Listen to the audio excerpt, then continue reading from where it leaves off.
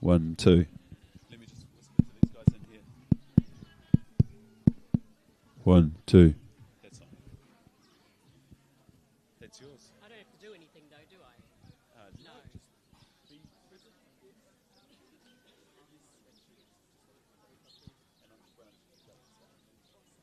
you the person who's giving the thumbs up to say now?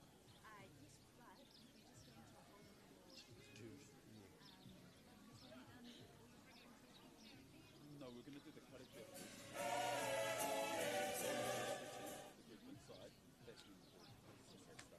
So I'll do the karakia first. You do the karakia first, and I'll do then all the group will toilets. come out after, eh?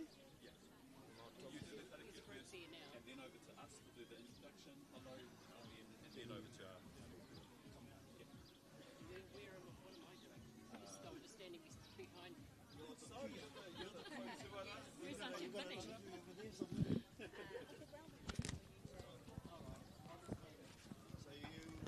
I give it to you, because they were going to follow me out. Yep, and you hand me the mic on the way out.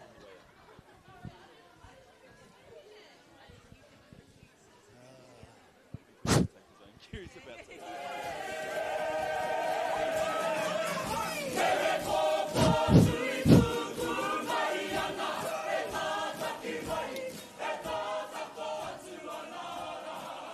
Ati he muri ora. Tēnei rā te whiwākinga mihi ati kia koutou wā tātou nei. Wā tātou nei whakaue. Mauria mai. Mauria mai I rungi tēnei āuatanga te whakanui ake. Te whakanui ake I wā tātou nei whakapapa. Te whakanui ake I wā tātou nei mana a tātou nei taputanga. Nō rere anei rā te whiwāki ngā mihi ati kia koutou wā tātou nei tūpana whakaue.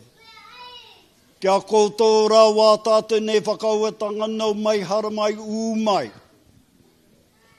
Umai ki roto ki te taha wā koutou nei tūpana nei nā atu tāna kai rā wako hine mo anei rā te whakamihi ati kia koutou.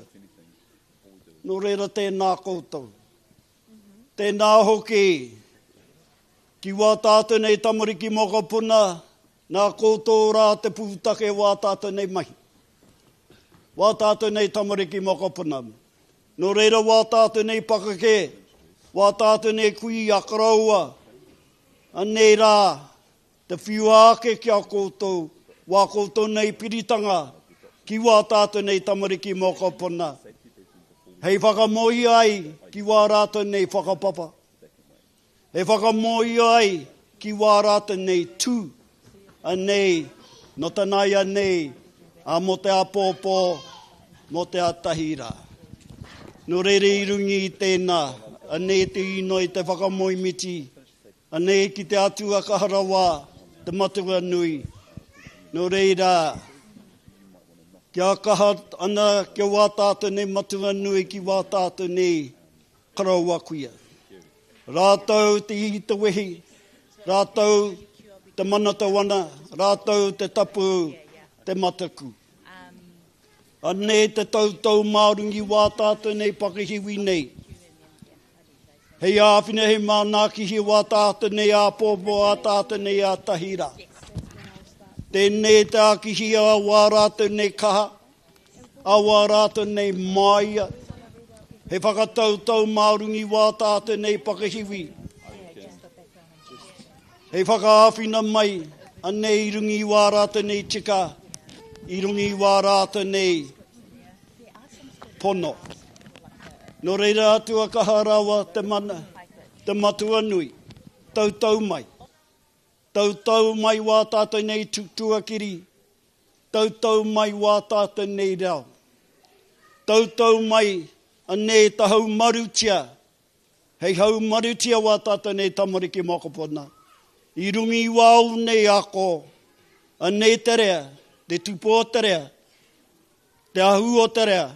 Ati hei, mauri ora. Kia ora tātou.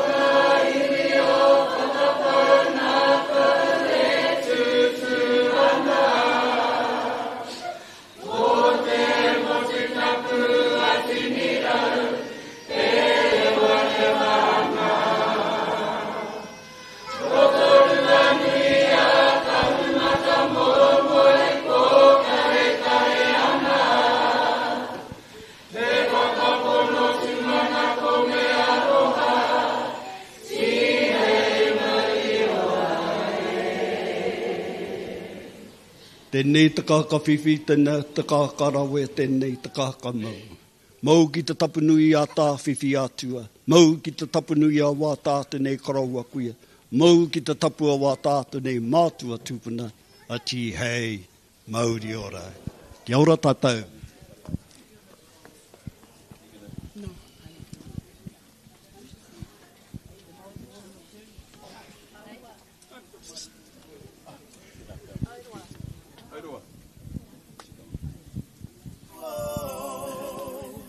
He aha whakaro ki te au e te iwi, ki o te tangata waiaro ki te kiri. Wahiru ana te kara i te kara kimi mara. Tuana i te koko tuahine mai e hika. Kaore no ara he. Whakarongo ake ai ki te tangi a te manu a te mā tui ai runga, tui ai raro, tui ai roto, tui ai waho. Tui a te here tangata, ka rongo te pō, ka rongo te ao. Tui a te ao ki te rao te rangi, tui a te pō ki ngā tini whetui te rangi. Tui a te hunga mate ki te hunga mate, tui a te hunga ora ki te hunga ora. Tui a te whakapono te tumanako tui a ki te aroha. Tui a te here tangata i takia mai nei, i Hawaii nui, Hawaii roa, i Hawaii pāmamao i a te hono i wairua. Ki te whaiao, ki te ao mara, ma whano, hara mai te toki, haumi e hui e, tai ki e. Morena! Or as we say in Ngāti Whakaue, ao ngāke. My name's Tamati Coffee. Today I'm going to be one of your MCs up on the stage. And the other person is this beautiful lady to my side, and she's going to introduce herself. Give her a big round of applause, whānau. Ai, piki mai rā, kake mai rā, ho mai te wai ora kia ue tu tāki wai ora e. Ki te ure tū, ko Ngāti Whakaue te iwi, ko Ngāti Paretō, ko Ngāti te ririu, ngā hapū, ko ani pātene vero tōku ingoa. O te rā ki te kite rūru, he ngai te rangi no te mautere o matakana. Kātahi te rangi miharo kei mua i te aroaro e te whānau, and it is truly an honour to be here with you, tāmati. O te rei mui a koutou katoa, ki te tuku, ki te whakataki i te rangi nei. No reirei, mihi nui ana kia tātou. Yep, tēnā koutou. And you will see that whilst we are your MCs, we are also products of our own marae as well. So this morning, I am sporting the lovely purple, the Owhata Marae purple. And you've just seen some of our whānau up here. They've gone back inside. What? Oh, we're getting all purple. Get it right. Right. Yeah, Auntie Nubby's got the purple. All right, we're maroon. We're Queensland in the house. I'll take it. And then later this afternoon, I'll be doing a little bit of an outfit change, and I'll be wearing red. Mo para te hoata te kōhea. All right, whānau, at this point, I'm going to hand over to Ani Pātene, who's going to do a couple of health and safety messages for you, just so you know how to keep yourself safe as we travel throughout the day. If you're going to be here for the whole day, lock it in, save your seat. It is going to be an awesome journey. Yesterday afternoon, I was privileged to be able to be here to listen to some of our rōpū, go through their practices on the stage. It's going to be an awesome day of whakauetanga, an awesome day of whanaungatanga, and we're doing it all with kapa aka up here on the stage. I'm going to disappear out the back. Ani Pātene is going to do health and safety with you, and just also let you know about some of our sponsors who have allowed us to make this day happen. Tēnā koutou, wish us luck. Well, good luck, tāmati. Mihi nui ana kia koutou. Ai, tika ana, before we get too carried away with all the excitement, we need to take a moment to ensure everyone's safety. So in the unlikely event of an emergency, please make your way calmly to the nearest exit, which would be the open flap. Would you say that? So, the open areas, yes, which can be found in the paddock and the car park. So go, make your way out here and go to the paddock or the car park out that way. Ka pai, which way? Tikana. Our first aid station is located by the wharekai, Arate wharekai. We see our waving ladies, beautiful ladies, and we have trained first aiders on hand throughout the day. Nō reira, mihe mea koutou e māwiwi ana, kua whara rānei, haere tōtika atu ki reira. Please keep all pathways clear for performers and emergency services, and if you need any assistance, feel free to approach our event staff who are here to help. Yes, we're here to enjoy ourselves, but we also want to ensure that everyone stays safe. Ka huri atu ki ngā sponsors o te rangi. These events would not be possible without our pūtea tautoko, and we want to ensure that everyone knows all of these kaupapa that are funding this event. Tuatahi ake e mihi nui ana ki a Ngāti Whakaue Assets Trust. Rātou kua kaha tautoko I tēnei kaupapa no te tīmatanga rawa I te taurua mano te kaumā whānau reira. Can we please get a piki paki ki a Ngāti Whakaue Assets Trust. Tēnei kaupapa putea tautoko nui rawa atu. Kaore hoki e wareware tia Pukeroa Ruawhata Trust, Te Arawa Fisheries, Bay of Plenty Regional Council Community Grant, Te Taumata o Ngāti Whakaue, Ngāti Whakaue Tribal Lands, Ngāti Whakaue Education Endowment Trust, but we have so many entities in te whānau. Oh my goodness. One Foundation, Te Roro Te Rangihapu Trust, Te Arawa Kapa Charitable Trust, Rakitu Haere Huka Trust, Te Komiti Nui o Ngāti Whakaue, kia haruru mai te whare e te whānau.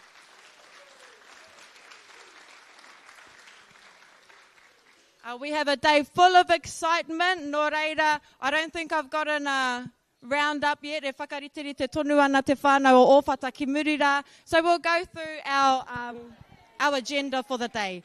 If I'm switching through books, I te mea ruanga puka puka, and there's like 100 pages in them. So kia manawa nui mai. Our hōtaka I te rangi nei. At 9 a.m. we have Owhata Marae standing. Can we paki every time we say a marae, please? Alright, tuatahi ko Owhata Marae tuarua, te kautu marae. Tuatoru te Credo Marae, tuawha Whakaue Marae. Alright, ngā whānau ki reira ki make tū. Tuarima Hurunga Te Rangi Marae.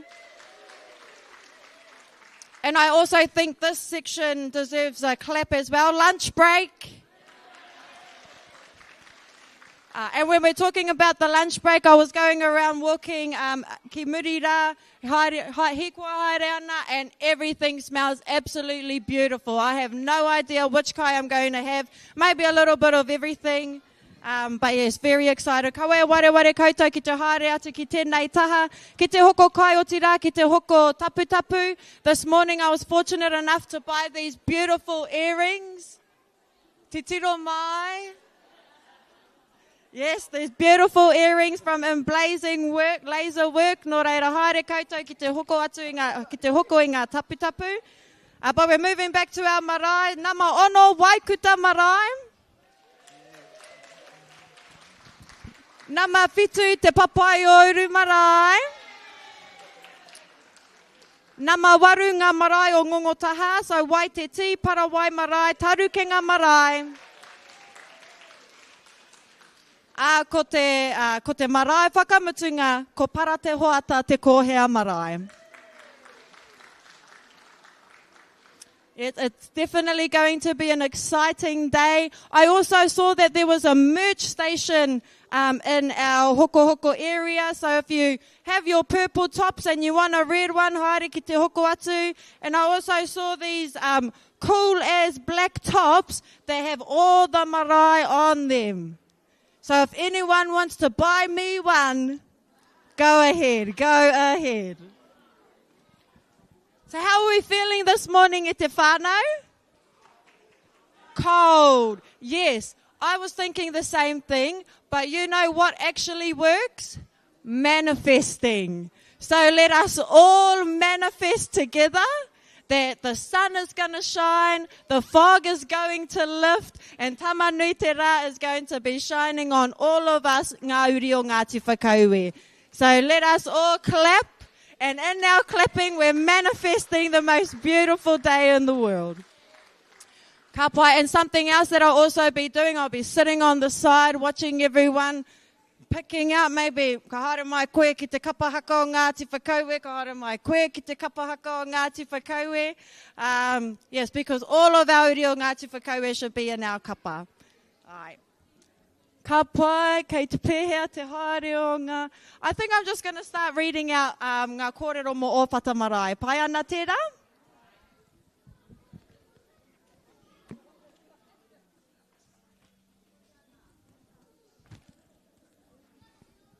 So we were fortunate enough to receive so many information about all of our different marae. Me te huhua o ngā kōrero hitori e pāna ki tēnā. Ana koenei kōrero, hiaku nei whakaro he mea hirahira e mōhio ai tātou katoa ki te takenga mai o ngā ingoa, o ngā whakapapa me aua tūmomo āhuatanga. So background information for our first marae, Owhata Marae. Ai mihi ana ki ngā kaiwhakahaere kia Queen Nisha Rangitangia, Jesse Heke, Ruben Edwards, Hiria Ngātai, rātou ko Makea Iti White. Tēnā kua pakipaki atu ki a rātou. Ko ngā pauwhirinaki o ngā marae, ko Clark Pirika, ko Sylvia Tahuriorangi, rātou ko Matthew Heke. A little bit of background information. Owhata was named by our tūpuna ihinga during his early explorations inspired by the numerous whata, elevated food storage platforms, he observed in the area. Within our marae, there's a special kōhatu called Iriiri Kapua, a treasure deeply meaningful to Ngāti Te Roro o Te Rangi, the people who carry the mana of this land. Nō reira, mehe mea ka tirohia, well, it's actually covered. Engari, kei muri rā, te toka o Iriiri Kapua, te rā toka i noho ai a hine moa, i aia e whakarongo atu ana ki te tangi rōreka o Tūtānekai. So very, very significant landmark ki konei. Katoa tātou e mōhio ana ki te pūrākau e pāna ki a hine moa rāwa ko Tūtānekai. Yeah, we already know. Who wants to sing it? Whoa. Kaore utu anō, so e kore pēau e waiata. Our stories tell how Hinemoa would sit on a rock listening to Tūtānekai play his kōauau from Mokoia Island, yearning to be with him. Through these tupuna, te ope o Tūtānekai descendants are still strong to this day and are now what we refer to as Ngāti Whakaue. In the 1920s and 1930s, Te Roro o Te Rangi Haka group was well known, and there's a photo that captures our korauā and kuia, all dressed up, guitars and ukuleles in hand. Since the Whakanuia began in 2014, Owhata has proudly been part of this amazing kaupapa and are proud to support it. Nō reira, pakipaki nui atu ki a rātou e te whānau.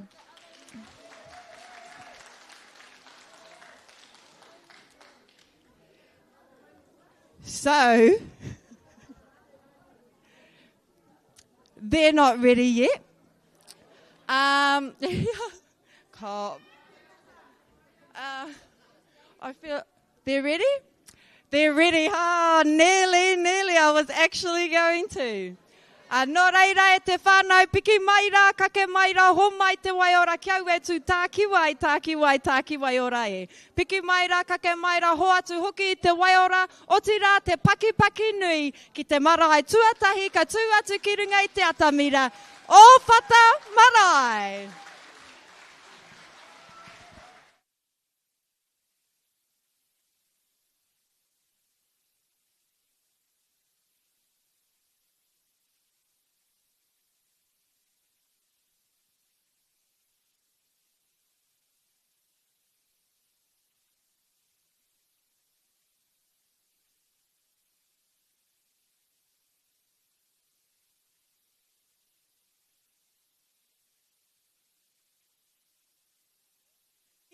Just kidding.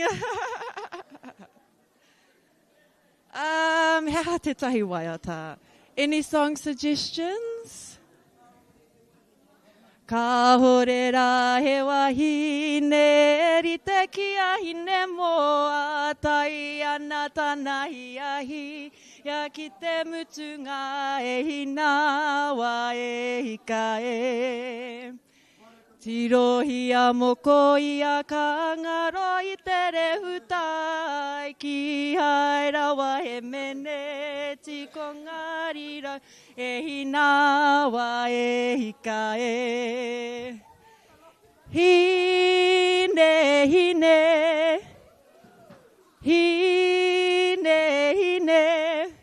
kia kama, tahuri mai rā e ko, e mine mai rā e ko. Tāne mā, hine, Wahine e tā tāne. E tā matuku ara. Te aroha. Kia taia ki tō mapiri ai. Kia taia ki tō mapiri ai. Yay! Oh, sorry. Kia ora e te whānau, ko te āhua nei kua rite. Ai, ka pai, hopefully. It'll be funny again, the jokes. Engari, we'll try that again, ne? Are we all ready? Are they ready? Koira te pātai nui, ne?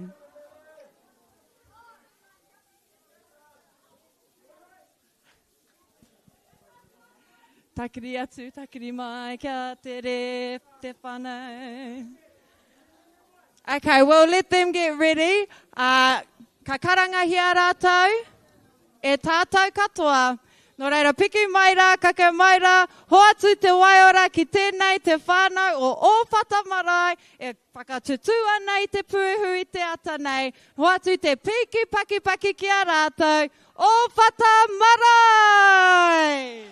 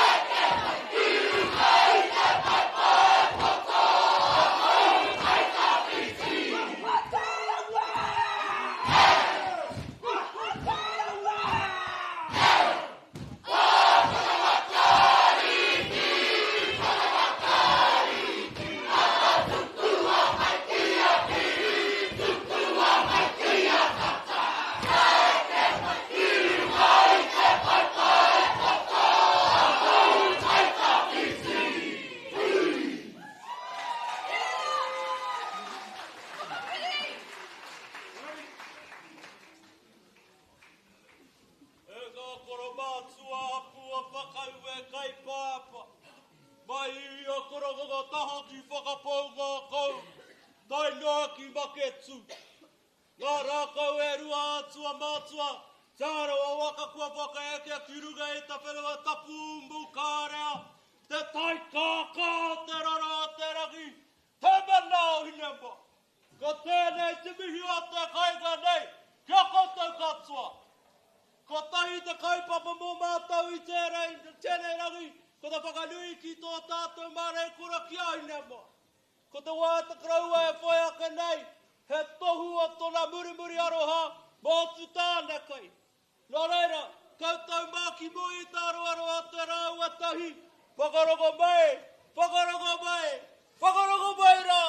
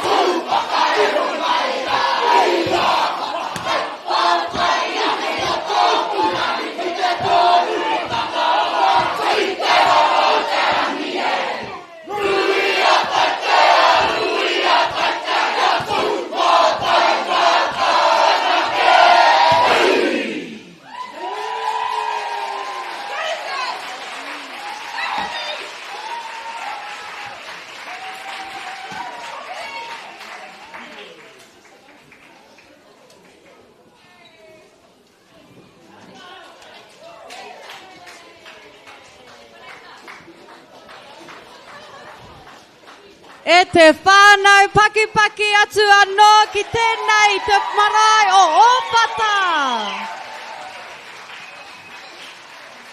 Ai tika ana koutou e te whānau kua whakatairangatia te kauai o tō tātou tupuna o tū tānekai o tira tō tātou tupuna o whakaue kaipapa.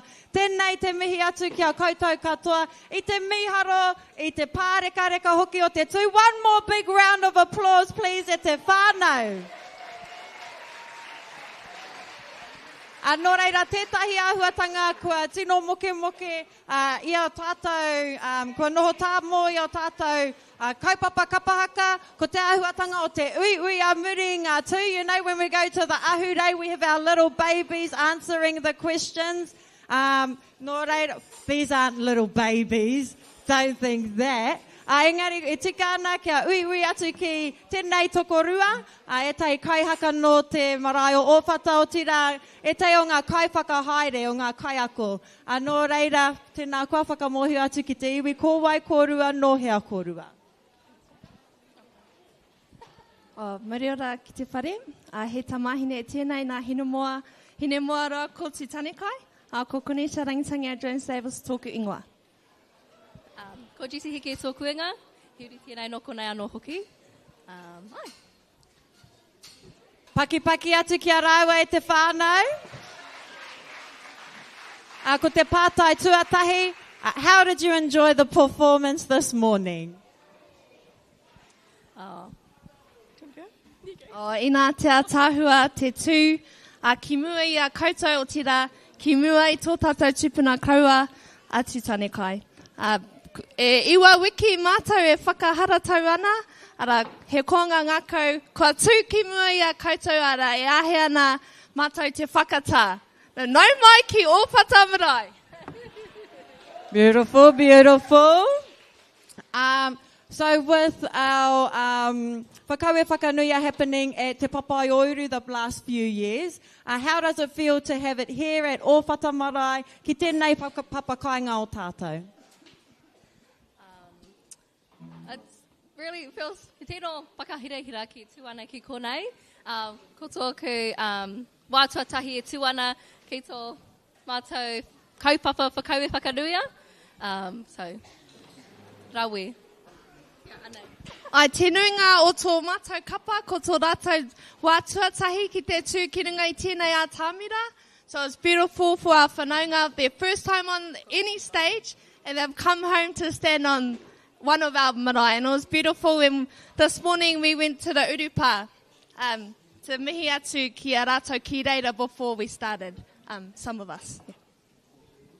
Kātahi te whakaaro rangatira. Pātai whakamitunga I tai mai au ina pō, and everyone was working tirelessly to ensure all of our tents are strong, all of our kai and our stalls were ready, and everything behind stage was prepared for our kaupapa I te rangi nei. So can you please explain to te hunga mātaki, whakamārama atu ki te iwi, heha ngā āhuatanga I whakapau, ngā āhuatanga I oti a koutou e tūwai te kaupapa nei.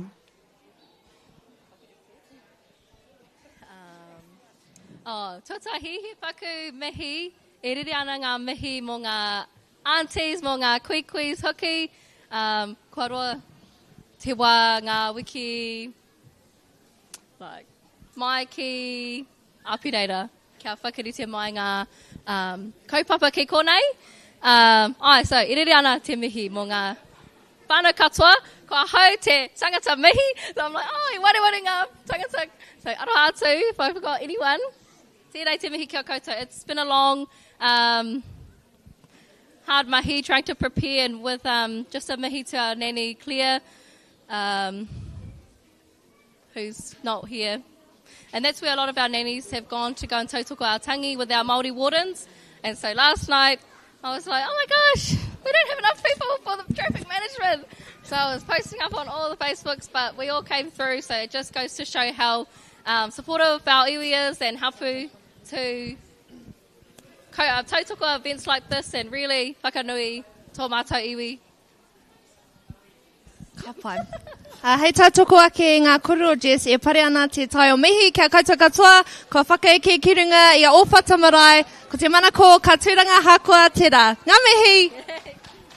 Hoa tu te piki paki ki tēnei tokorua o tira ki te whānau o Owhata Marae I tūtuatahi ki tō tātou kaupapa o whakanuia. E mihi nui ana, who got the lollies?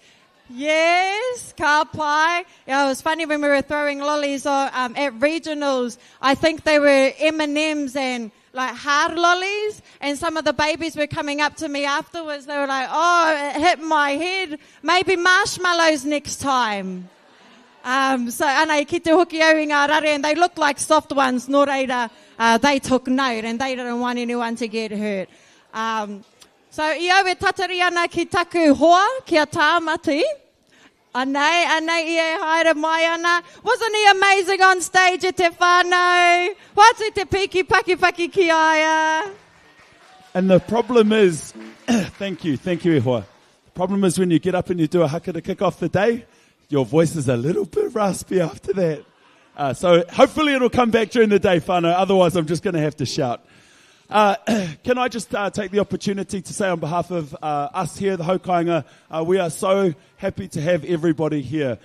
It's been an honour to watch the marae transform over the last week from the marae that we know and love to the marae that we know and love. It's been superb to see it transform the stage, the lighting, the tennis courts. We got rid of some rusty old gates before you guys arrived, and we are all the better for it.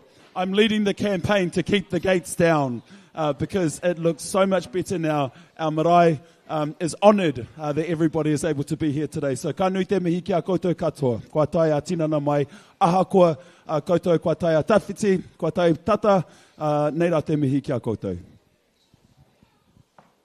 He pānui, so there's a taonga that was found on the ground over here. Tiana's holding it up. Can you please stand up, please? Mehe mea noi tēnei taonga. Haere atu ki a, we'll have it backstage with us. So if you've lost a taonga, please come and get it, or I will take it home. All right. We are running to time today, so everything is going to happen as it says on your program. So at 9:30, we've got Te Koutu Marae coming on. Their traditional Māori band is set up. Tēnā koutou. I didn't know a band was an option. Ka pai. What have you done? Have we thanked our sponsors? We haven't thanked our sponsors again. Let's do that. We had a conversation yesterday about how events like this are able to happen with the putia of specific organisations. Many who have been here recently, many who have been there from the start. A big round of applause, please, for Ngāti Whakaue Assets Trust. Without which this whole kaupapa would not have been possible. I was having a good kōrero yesterday about how sitting around a boardroom table, they dreamt up this idea of the Whakaue Whakanuia. The first one was held in 2014 at Te Papaiouru, and it was a success.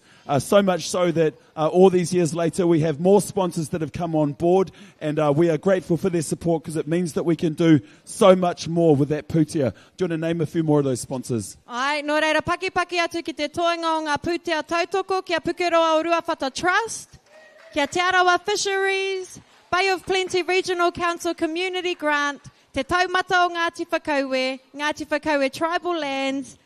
Oh, so many again. Ngāti Whakaue Education Endowment Trust Board, pai e nei mō ngā karahipi e te whānau. One Foundation, Te Roro o Te Rangihapu Trust, Te Arawa Kapa Charitable Trust, Rakitu Haere Huka Trust, Kāmutu ko te kōmiti nui o Ngāti Whakaue, paki atu e te whānau. Many stalls are out on the, around on the, we call it the tennis court. Nobody's played tennis there in a very long time though. But there are plenty of stalls out there. So between acts today. If you want to go out and check out some of those stalls, you're welcome to. There are everything from kai out there to some of our whakaue entities that are wanting to engage with you, ngā uri o whakaue. So please take some time during the morning, during the day, to head over there. We've got a big lunch break today from 11:30 till 12:30, so it's a good opportunity to go for a little walk around. Take your tamariki if they haven't been up the rock. Get them on top of the rock. Get the photo. Behind us on the hill is Te Kuku o Te Manawa, another place where you might want to go for a little walk as well. We've got a rongoa garden up there, and we'll announce more about some of our beautiful spots that we've got out here at Owhata for you to wander around and go and see during the day. Ai, tika ana taua kōrero. If you see me on top of iri kapua trying to listen out for something, just mind your business, ne? Trying to have my hinemoa moment. Engari koe ka ata ki te au I te tini o ngā tāngata kātahi anō ka tae mai, so I think it's important for us to go through a safety briefing. So in the unlikely event of an emergency, we will all make our way to the paddock or the car park, ka pai. And if you were here this morning, can we please show everyone where that is? That way, ka pai. Our first aid station is located by the wharekai. Ai, ka tiro atu ki ngā wāhine a tāhua e mene mai ana e pōhiri atu ana. Mehe mea koutou kua whara rānei, e mā wiwi ana rānei, haere atu ki a rātou, mā rātou koutou e manaaki. Please keep all pathways clear for performers and emergency services. Ka pai. If you have a gold card, put your hand up if you got a gold card. Hey! We honour you today and give you exclusive access to that whare over there. Our tari o te ora, a hine moa, you're able to go in there with your gold card. Make sure you got your card so we know that you're not just trying to lie to get in to get a free cup of tea. But head over there and they'll look after you inside. We've got some of our whānau there looking after you. There's also a screen inside as well, so you can watch from inside there. Can I also throw this pānui out there too? Our wharepaku, which is just behind this white tent here, is for our kaumātua, our koike only. If you are young enough to not have to go into the wharekai today, then haere atu ki e rā atu o ngā wharepaku. There's some just outside the tent here. There's some in the back car park. They're dotted around the place. Go to those places if you do not have a gold card. Kia ora rā. Ka pai e te whānau, we're getting the big thumbs up saying our Owhata Marae are ready. Nō reira, ko te tuahua te atua te maunga kōrero. Ko utuhina te awa whakatere taniwha. Ko tūma haurangi te whare tūpuna he whare maire I tōna wā. Ko kārenga te tari o te ora he mana aungarea. Ko hine te kawa te tatau paunamu, te tāroi o te riri. Ko Ngāti kārenga me Ngāti matapihi o rehua ngā hapū. Ko Ngāti Whakaue te iwi te whakaruruhau. Ko orangi te hukui, nihoriki te marae areare. Mohi o whānui tiana, ko te Owhata Marae. Tihei mauri ora, can we get a drum roll please? E te iwi e te whānau, te Owhata Marae!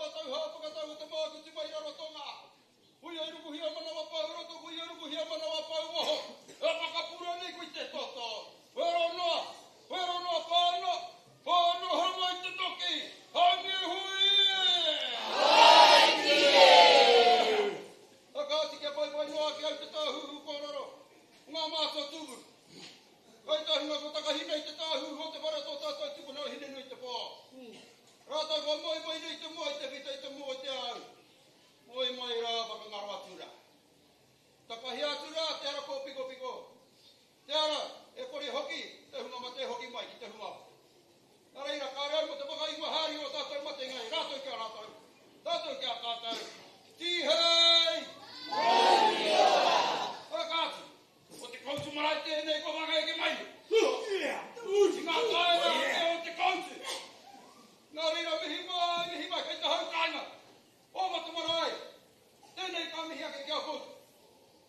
Nā koutu anō tēnei kaupapa. I āpina i hāpai. I te mea, orai, te pupi haere ngā kaoroto o hene mutu. Kei te pai, ora mai anō, he kāinga ua. I Owhata Marae nā re, kei te hau kāinga. Tēnā koutou. Tēnā rā koutou katoa. Kāti kia tahuri ki ngā marae katoa, ka tui te rangi nei. Watu rani. He mahi nui tēnei, he mahi whakanui. Kāti, te kōrero au. Inga ia te karere i nā po me taku kōrero. O hoha katoa i te tūtaki oku. Whanaunga, tai huanga, i ngā tangihanga. E pai kia tūtaki, i ngā kaupapa, whakahari koa i te tanga. Nā reira, kai te nui ati ue, tēnā koutou katoa. Kāti, ara, ko puta mai te ngeru i te pōtai nā ene, he pēne tō mata. Engari koe nei te ahuatanga o te kouti, kei te kimi, i te tai huarahi, whakahiki, whakaihi, whakamana, i te era auahatanga i roto i a Ngāti Whakaue. He mea whakanui te taha, ngā rā o mua, i ngā tamatātis, e rā mea katoa.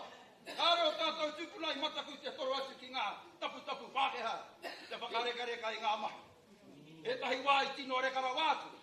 Koe nei puta ai tātou ngauri i neira. Ne, ko koutou katoa he uri, o aua mahira. Nā reira hakua te pāreka te hākina rāne kai te pai. O tātou tēnei Ngāti Whakaue. Nā reira ka hoki i mahara, ngā tāngata pēnei a Angus Douglas mā. Pēnei a te kia mohau, i a Taipo, i a tā hauata. E rā tāngata katoa, tērā momo whakangaha. Anā koina te huarahi e whaia nei o mātau, e te koutu i tēnei ra. Nā reira, kāti, nā rau te mihei te whakaroa i te kaupapa, e mahi nui tonu kai te haere, tēnā koutou, te rara huihu mai rā tātou katoa, e taua. Te tau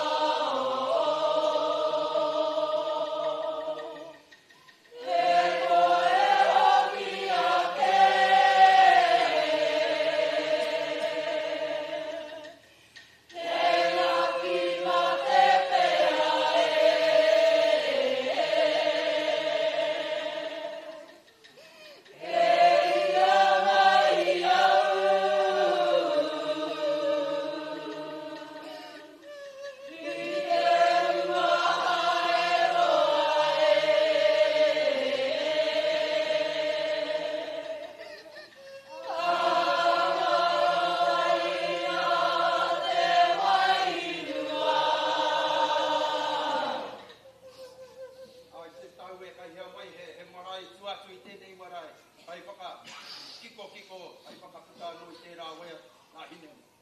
Nā reira. E karema, nāti, o mutu te ōkawa, o hoki anō ki te ōwhaki. E nā koutou, tēnā rā tātou katoa, iro. Mutia.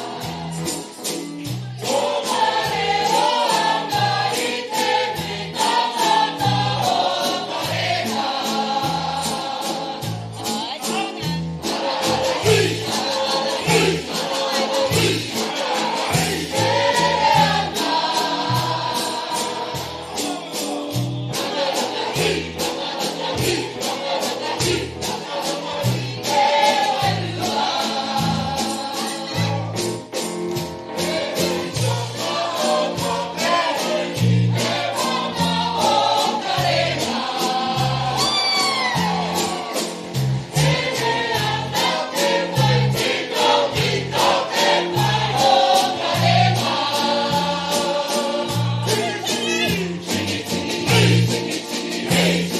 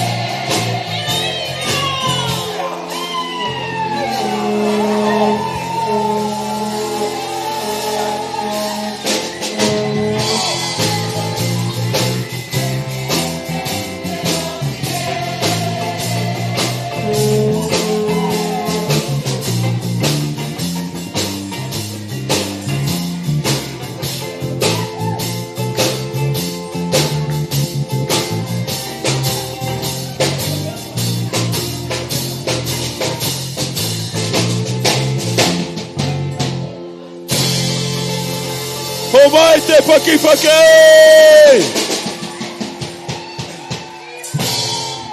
Woo! Take a bow. Take a bow. Give it up for our band, ladies and gentlemen. Tāne mā, wahine mā. Kia ora. Kātahi te pāreka, kātahi te auaha no hoki o tēnei marae. Kia haruru mai te whare one more time e te whānau te koutu marae.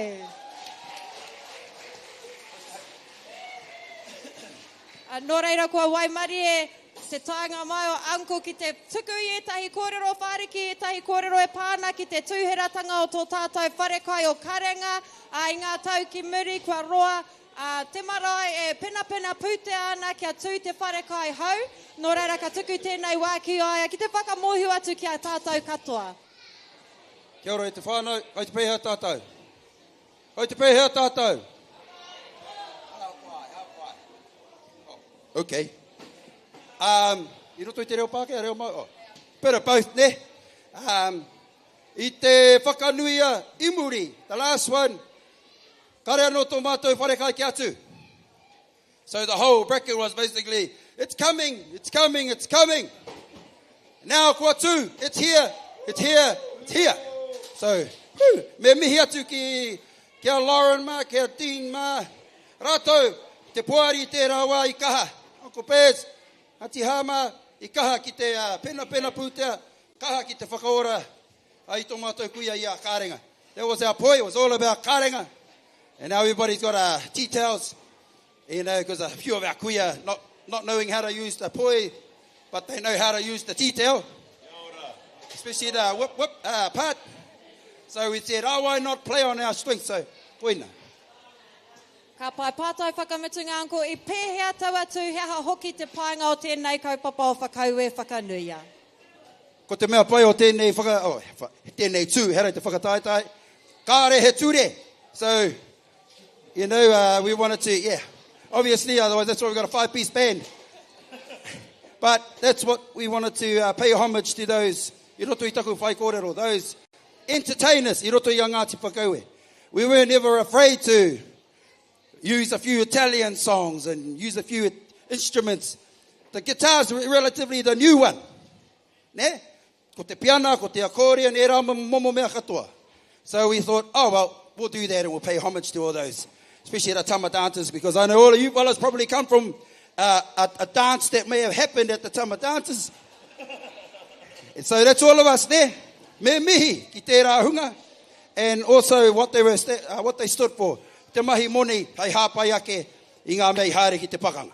So, that's us. Iro. Ka pai tēnā koe anko o tira, paki atu e te whānau ki te marae o te koutu, o tira ki ngā kaupapa huhua I whaeriki hia e rātou. Ka pai.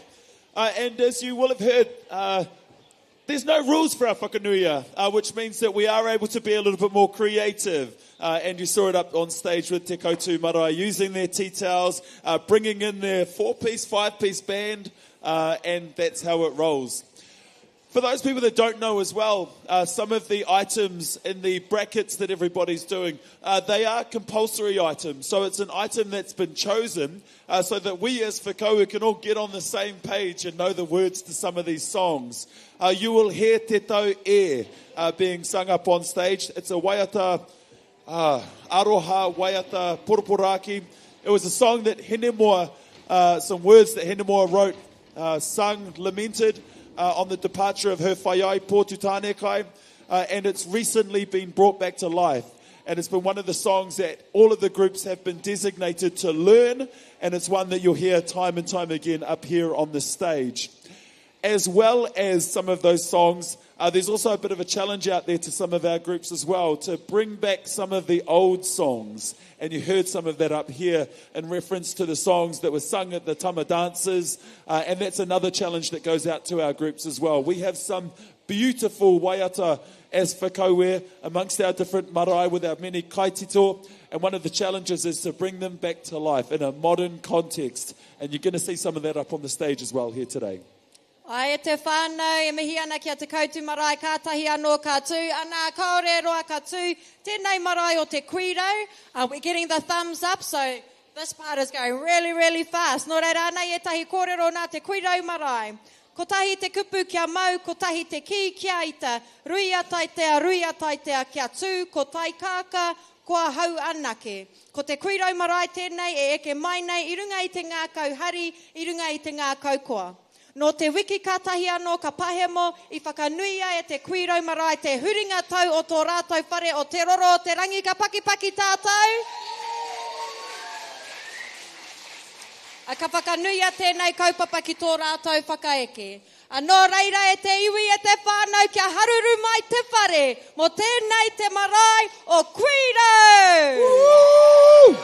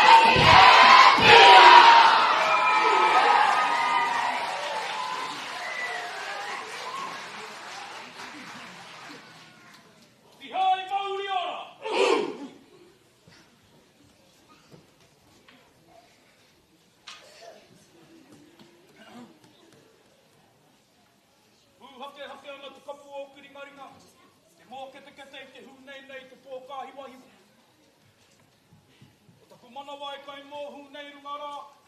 Ia tangaroa i te rupetu. E no hopuku ana i te rohe o te pikoroa. Mahue te kite atu ki taku kahurangi. Wariro ki te pai tara o piki whakarawea. Whakarū ana te wai. Whakarū ana te tarau. Tēnei a te Puirai Marae te kawe mai nei ngā mate o te kāinga. Whakawhāriki hia ki te takapau. O te tūpuna o tūtāne kai e tū mai nei. Ka kauoro hia ki te mata o iriri kapua. E tangi ngā tahi ai a Ngāti Tororoterangi o na mate. O tirai ngā mate. Katoa o te nui o Āti Ue ko whakakotahi mai nei i tēnei rā. Nā reira kai ngā mate. Takahi atu rā te arahau kore a tāne. I kauria e te haota whiri mātea ki te pohorangi nui. Pe tūrangi ti ai. Pe tūrangi ti ai kai ngā mate haere. Haere. Haere atu rā. Tau ara ki te pōti toko ki te amārama. O rātou ke rātou. O tātou ke tātou. Tātou ngā kanohi urupa o rātou mā. Tātou ngā pāwhakawairua tēnā tātou. E te nui. E te iti. E a kurahi. Ko whakatamarahi ki te rangi. Tēnā tātou. Nei rā te Puirai Marae. A ko whakaeke mai nei. Ringa i te hari. Ringa i te koa. Nō te wiki ka tahi anō ka paha wā. Whakanui ai mātou. Te huringa te rautau o tō mātou whare. O te roro te rangi ki te Puirai Marae. Tēnei ā. A te Puirai Marae. Te tuku atu nei ngā mihi. Te koutou katoa i tai ātinana mai. Aha koa. Tai mai ki te whakangahau. I tai mai rānei ki te kōrero. Ki te wānanga. Ai ngā tātai hononga. I wānga i a tātou. Te kuirau tēnei e mihi ana. E mihi ana. E mihi ana. O tira ko tā mātou kaupapa mātua i te rānei ko te kotahitanga. O te kotahitanga. O Ngāti te roro te rangi ki te Puirai Marae. E Ngāti te roro te rangi o Owhata Marae. O te kotahitanga. O Ngāti Whakaue ki uta. E Ngāti Whakaue ki tai. Ngāti Whakaue iho. Ngāti Whakaue ake. E hika mā ko te hope tēnei atu tāne kai. A koe nei te kaupapa mātua tō tēnei kapa. I rāngo nei te waiatatira. I rāngo nei te whakaeke. Ka rāngo nā anō i te waiatāringa. Ka rāngo nā anō i te haka. Ka rāngo nā anō i te whakawātea. E hika mā ko tā mātou kaupapa mātua tua. Ko te kotahitanga o te iwi. Nā reira e kore e tōroa hia e nei kōrero. Me tōti katu ki ngā mahi. Hūri, hūri noa. Tēnā koutou, tēnā koutou, tēnā tātou. Katoa.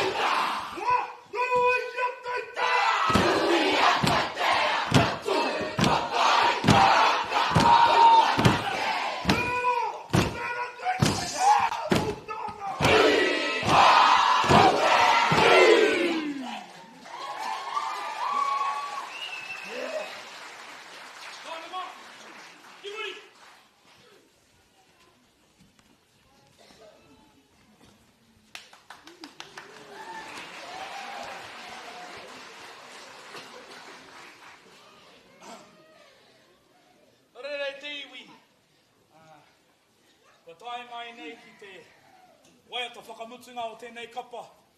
A koe nei tō mātou waiata whakarauora. He waiata tēnei titoa. E tō mātou pāpai hone hurihanga nui. I ngā tau iwa te kau. Ko te wairua o tēnei waiata. I tēnei rā. Tuku atu. Ki o mātou mate. Ki o tātou mate katoa. Kua riro. No te tūnga whakamutunga o tēnei kaupapa. Tai rawa mai ki tēnei rangi tonu nei. Reira hikama. Tēnei te reo whakamānawa. Tēnei te reo mai oha. Tēnā koutou. Tēnā koutou. Tēnā tātou katoa.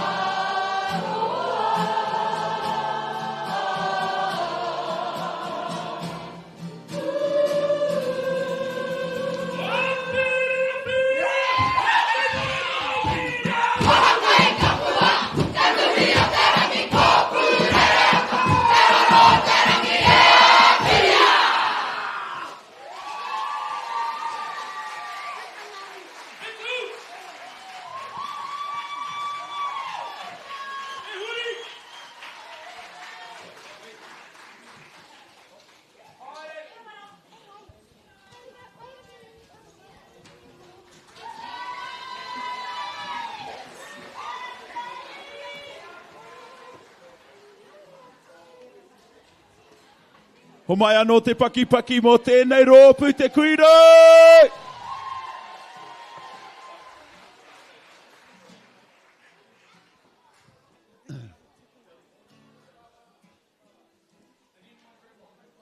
For those that don't know, just last weekend, Te Owhata Marae celebrated 100 years. 100 years. They had a big centenary celebration, paki mai.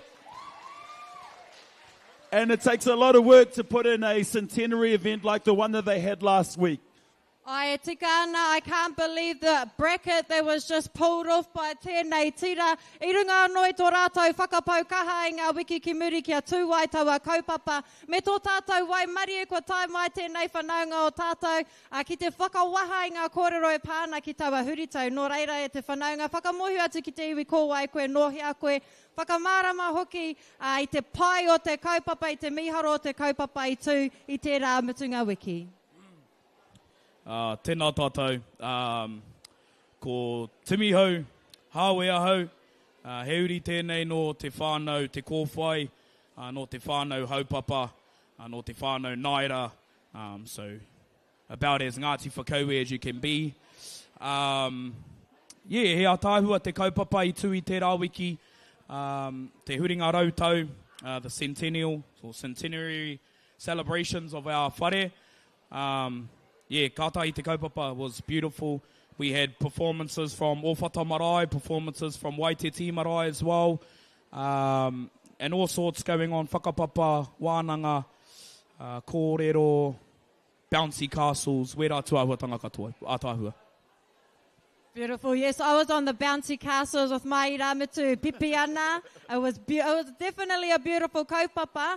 Can you please tell us how you pull off your, te roro o te rangi hapu, how you guys pull off running that kaupapa, organising it, and then 1 week later performing this beautiful bracket? We were very lucky when it comes to our centennial that we had a very amazing organising crew, which features Hayley, who's hiding away somewhere, as well as our trustees and all of that kaupapa amazing organising crew. They sorted all that out.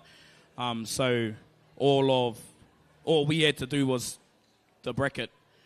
So we didn't have to really worry too much about the organising. We just had to make sure we were there. Hapai, and what's your favourite part about Whakaue Whakanuia? Favourite part of the Whakanuia is just the ability to perform with your parents, your grandparents, your children all at the same time on the same stage. It was. You might have saw it in our bracket. We had our tamariki go out and do, matataki and all sorts of different things. We had people of sort of my generation doing the karanga and the whai kōrero. That's the beauty of Whakanuia, is just being able to do it all together. With your kids and with your grandparents and your parents. It's wicked. Yeah. Ai tautoko ana e mihi nui ana ki a koe te whanaunga o tira e te whānau paki atu ki te Owhata Marae. Ka pai. Next up, we've got Owhata Marae. Who's here for them? Woo! That's the one. So Owhata Marae, over at the Ihu o Te Waka o Te Arawa, over in Maketu, they're up next. We've got given their notes ahead of their performance today. And one thing that I wanted to point out was actually a dedication that's in their whakawātia. Wait for that at the end. It's actually a dedication to Ronnie Walters, who's been a stalwart contributor and recently lost her battle. They say but put up a fight, and it only happened just weeks ago. She was a significant member of the hapu who gave years of service to the marae.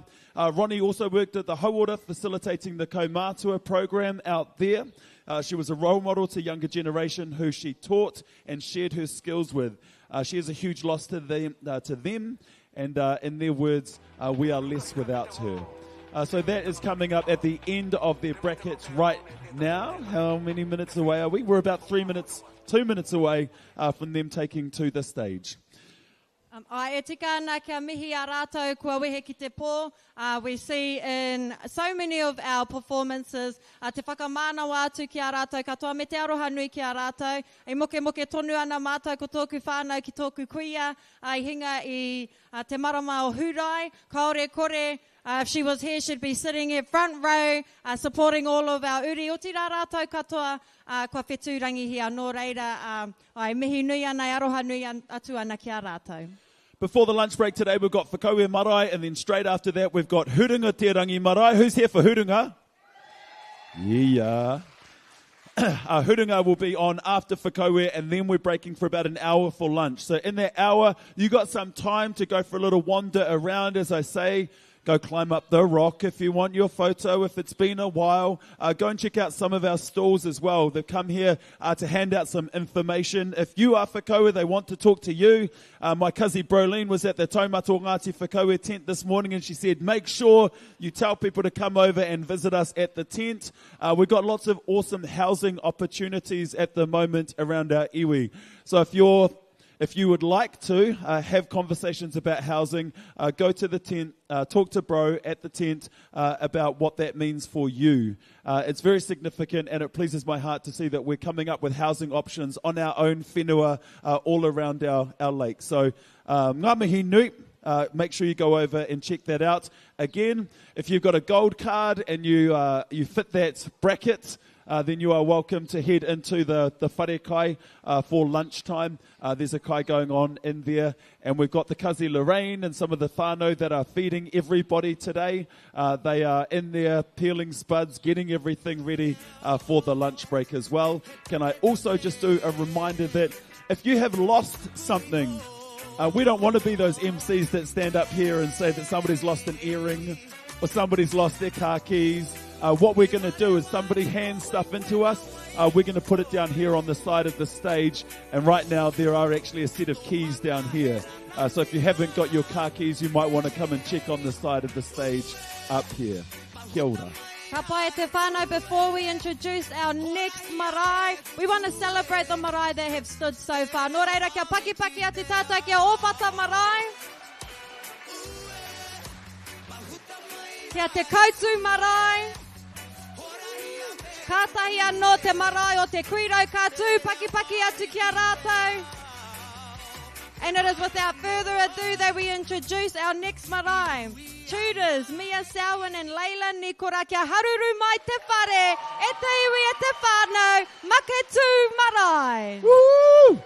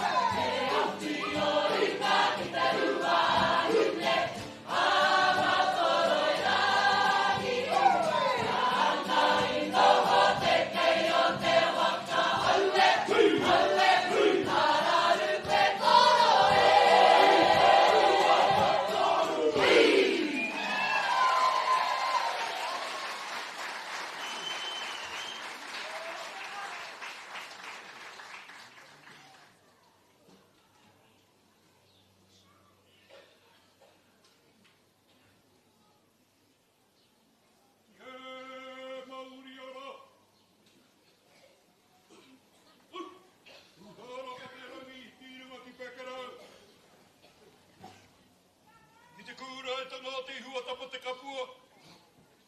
Ka titiro, whakarunga, ki puke maere. Ki raro ko te awa kari o ngā tarairangi, kai raro. Rukutia te wai ki ngā taupunga o te waka te arawa. Ki te whenua i tauri kura ai ki maketu. Hei ha ha, hana, hana, hara mai te toki. Haumi e, hui e, taimi e. Ia whai krori ai te atu i Ringarawa. Ko ta rangi tōna torana me ona tini mea katoa. Ke mau te rongo ki rungu ki te whenua ko te whenua tōna tūranga wauai. Me te whakaara pai ki nā tangata katoa kloria ki tōna iwata. Anei rā, kua tai mai ngā kāroro inu tai. Ngā ira o ne pū. Ki te mauria mai a tātou mate. O ngā marae o taha moana. O waitaha tapu ika Ngāti Moka tūhaurangi. Ngāti rangi waiwahi Ngāti Mākino Ngāti Whakahem. Ngāti Whakaue ki Maketu. Kia tū hona hono hi ai a tātou mate. Hei mihi atu kia rātau, hei tangi atu kia rātau kua riro atu. Nō reira, ka mihi atu anō ki o tātou mate. E hinga mai nei, e hinga mai nā. I runga i tō tātou, waka o te arawa. Mai Maketu ki Tamariro. Tamariro ki Maketu. Ko tai mai, ki te tū hono hono ngā mate. Hei mihi atu kia rātau, he tangi atu kia rātau, kia rātau kua riro atu, ki te wahangu tanga o te tangata. Nō reira, ngā pare raukawa o te mate, takata mai, takata mai, takata mai rā. Ka hoki atu ki tō tātou tupuna ki arangi tihi, poko whakahira i te kāhia, i te aketea. Ko rangi tihi ka mai, ke pawahora nui, ka putu mai ki waka tūhaurangi. Tūhaurangi ka mai ke rongo mai pāpā. Ka putu mai ki waka unuku kōpak. Unuku kōpak o ka mai ke rangi whakapiri. Ka putu mai ki waka whakaue kai pāpā. Anei rā, ko ta huti mai. Nō reira, tēnā koutou te whānau. Aka wai hotia whakaue kai pāpā ki reira. Ka hoki atu ki atia. Ko tia ka putu mai ki waka ko tapu ika. Tapu ika ka heke mai, tuku, tarainga, pango, tahuri, mokai ureke, te aharoa, ko tore puku, ka putu mai ki waho, ko rangi uru. Ka moi, whakaue kai pāpā, anei rā, ka putu mai, ko tū tane kai. Kai te mihi atu ki a koe te hora tupuna etu. Ka hoki atu nā, ki a rangi tihi. Ka moi ke pawa wharanui, ka putu mai ki waho ka tūhaurangi. Ka tūhaurangi, ka moi, ki rā kai tā hai nui. Ka putu mai ki waho, ko takataka hikurua. Ka putu mai ki waho, ko tūtea mutu. Ka putu mai ki waho, ko umukaria. Ka moi ki hine maru. Ka putu mai ki waho, te taro o te ora. Ara, te huia kai manua. Ara, ko hine moa. Nō reira, tēnei te mihi atu ki a koe te taro o te ora hine moa. Tēnā koe. Ka mihi atu ki te raro o te rangi. Ara, ko unuku kōpako. Te mai o whata, e mihi atu nei ki a koutou katoa. Anei rā, koe ke mai. Ngā kau mō hinu. Ngā tūrongo hakoa. Ko tai mai. Ara, ta tātou, ira ka rea, ko Maketu. Ko tai mai ki te tautoko, te kaupapa o tēnei o tātou rā. Ki te noho kōtahi tātou, i runga i te kaupapa. Nō reira, huri nā, tēnā koutou, tēnā tātou katoa.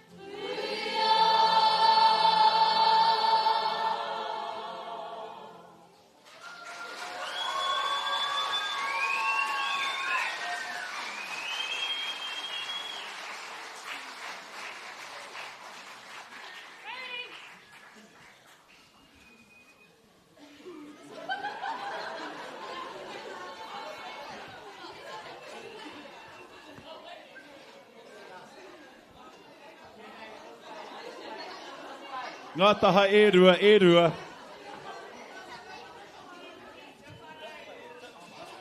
Ho mai te paki whānau, Ngāti Whakaue ki make tū, Whakaue Marae, tēnā rau atu koutou.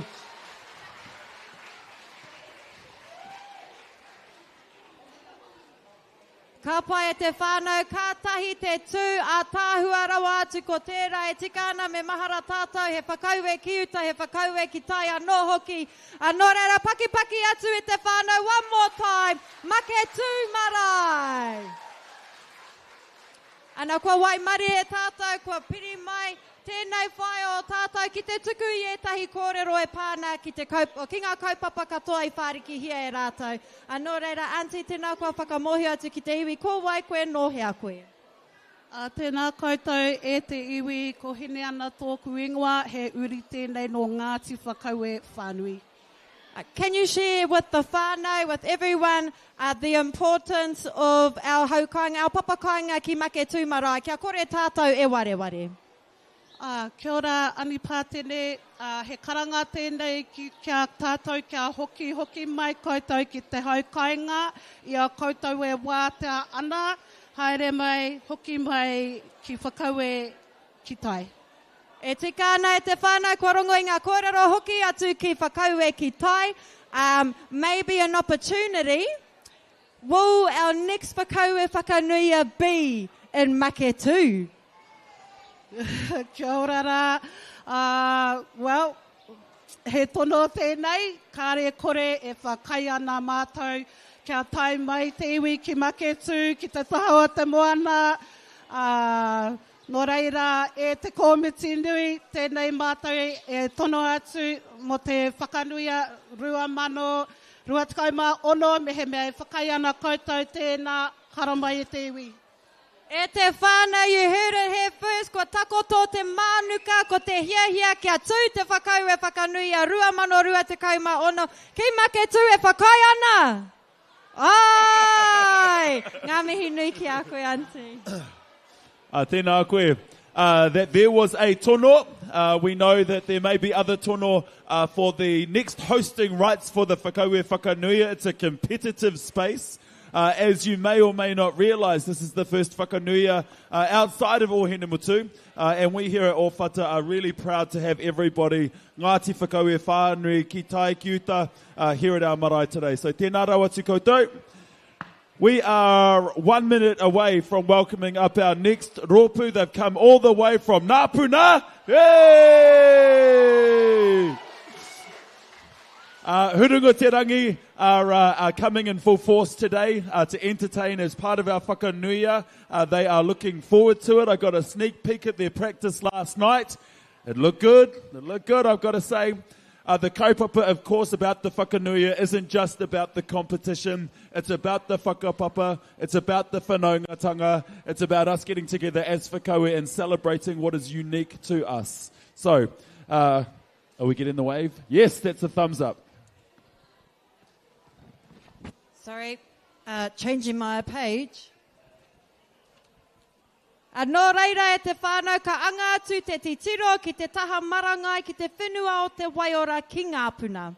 Ko moe rangi te maunga, ko te rotorua nui te moana, ko te puarenga te awa, ko hurunga te rangi te tūpuna, ko whae ngā rangi te tūpuna wahine, ko Ngāti Whakaue te iwi, nei rā ngā uri o Ngāti hurunga te rangi o Ngāti tai o tū, o Ngāti te kahu e tū nei, ko ruakiri rawa, ko tiaho marama whēhol, ngā kaipakahaere o tēnei tira, anei mua i te tuku i te karanga kia rātou.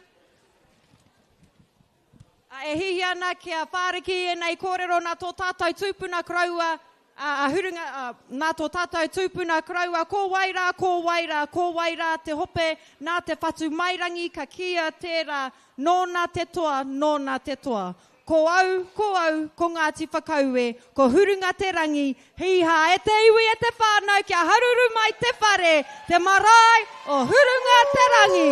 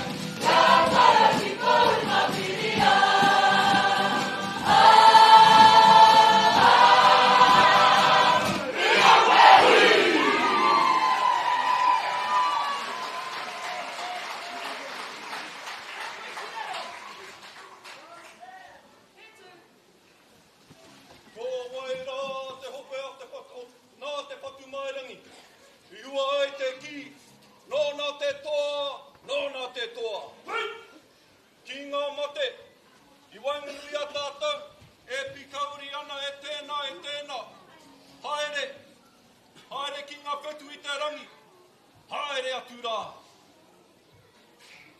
Tēnā koutou Ngāti Tororo o Tarangi. Koutou e noho nei, I rungi I te whenua nei. Te whenua rongo nui o o tāua mātua tūpuna. Ko hini moa, rāwa ko tu tane kai.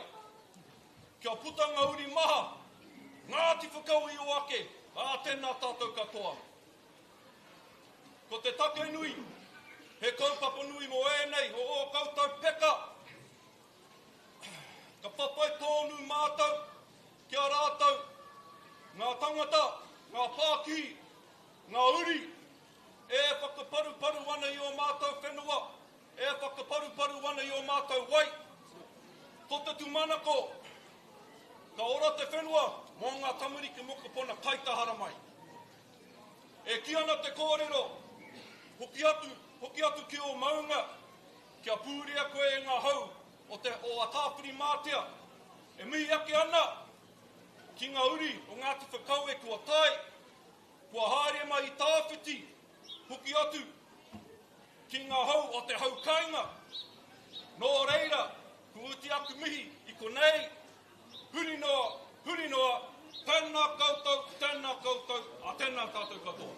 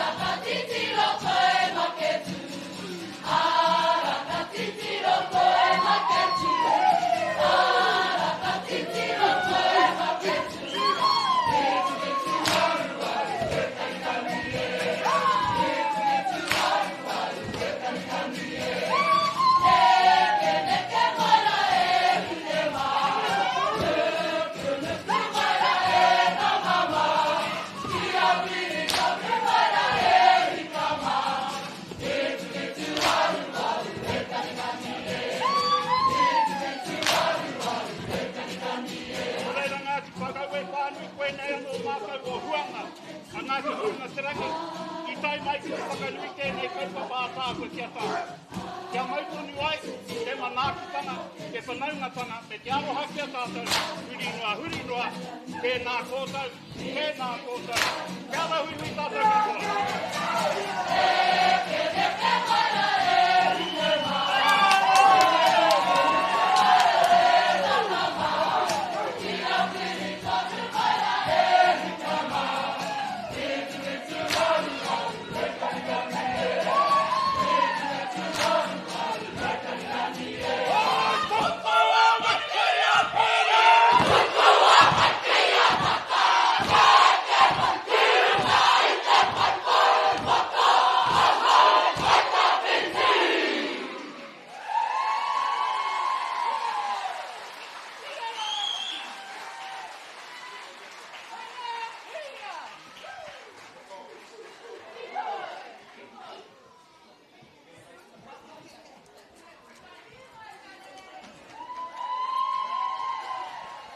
Te iwi e te whānau paki atu ki te marae o Hurunga Tarangi.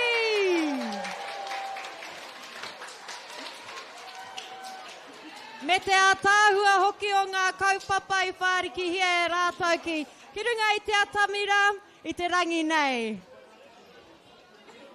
One more round of applause e te whānau while they're walking back into our whare. A kua wai mari e tātou I te tainga mai o tēnei mokopuna ko moko tōna ingoa ki te tuku I etahi whakaro e pāna ki tana tū. Nō reira e moko I pēhea ki a koe te tū ki runga I te atamira I te rangi nei. Ai, tino pai. Kua pēnga kōrero. Ngari, ai, tino pai. Kua ehea ngā maramako. Prakati, nane, kōti, kua ea. E mehi nui ana ki a koe moko tira te whānau katoa Hurunga te rangi marae. A he kōrero whakamutunga au? Kia kaha e rā ropu e ki mai ana, amiri a mate. Tēnā koe kua rongo I ngā kōrero paki atu e te whānau. All right, whānau, it is that time on our schedule where we are scheduled to have a lunch break. Now is the time where we're going to clear the stage, go around, have a look at some of the stalls out there on the old tennis courts. If you have a gold card and of a particular age, you are welcome to head into the wharekai. If you do not, you may be bounced at the door. But don't let that put you off. If you are eligible, head on in there. There's a big kai waiting for you. Otherwise, go for a little look around our marae. There are lots of things to see, and we're so privileged to have Ngāti Whakaue Whānui here today. Ai he whakamaharatanga ki a tātou. Our next group up will be at 12:30 p.m. Ka pai nō reira haere koutou ki te tiki kai, ki te hoko tapu. Just want to plug again these earrings that I bought this morning. Anei ti tiro mai. Yes, if you want to go get you some beautiful earrings, and there's so many different types. Haere atu ki tēnei taha, tiro atu. Bye. Mā te wā. Mā te wā.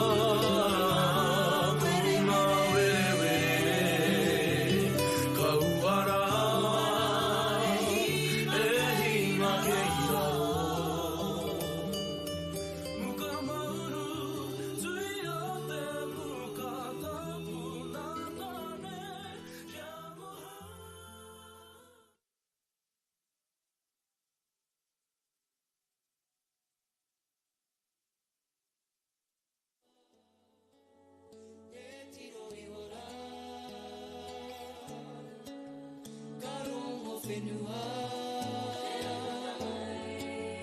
me he papa marea kau mai aroa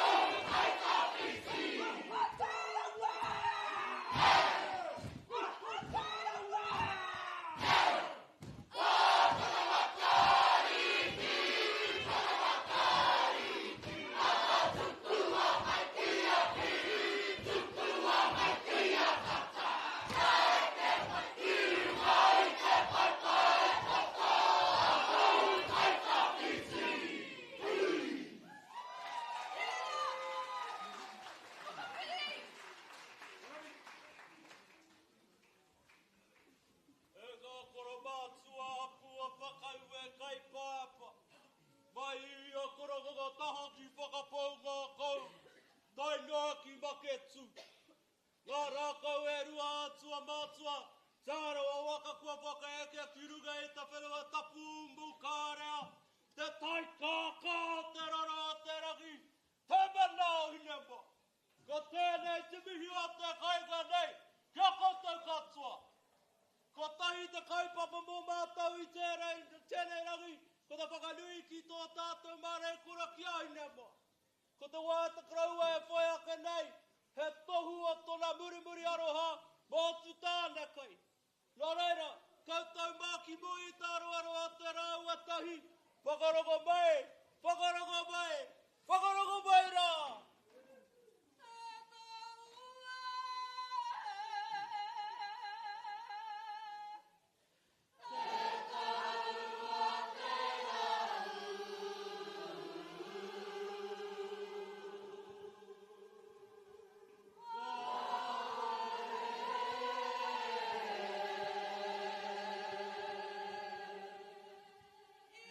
Yeah.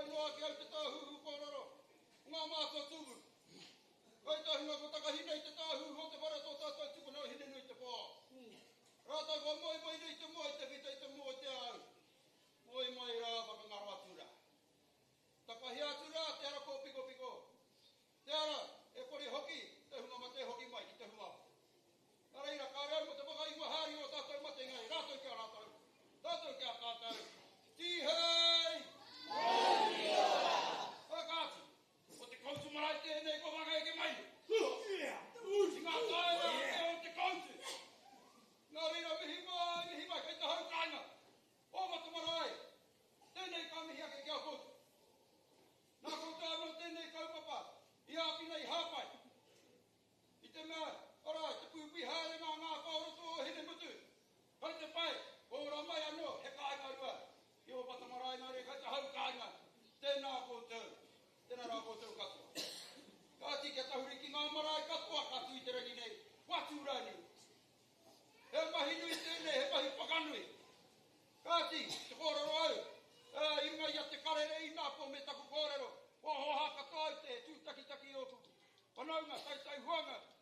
tangihanga.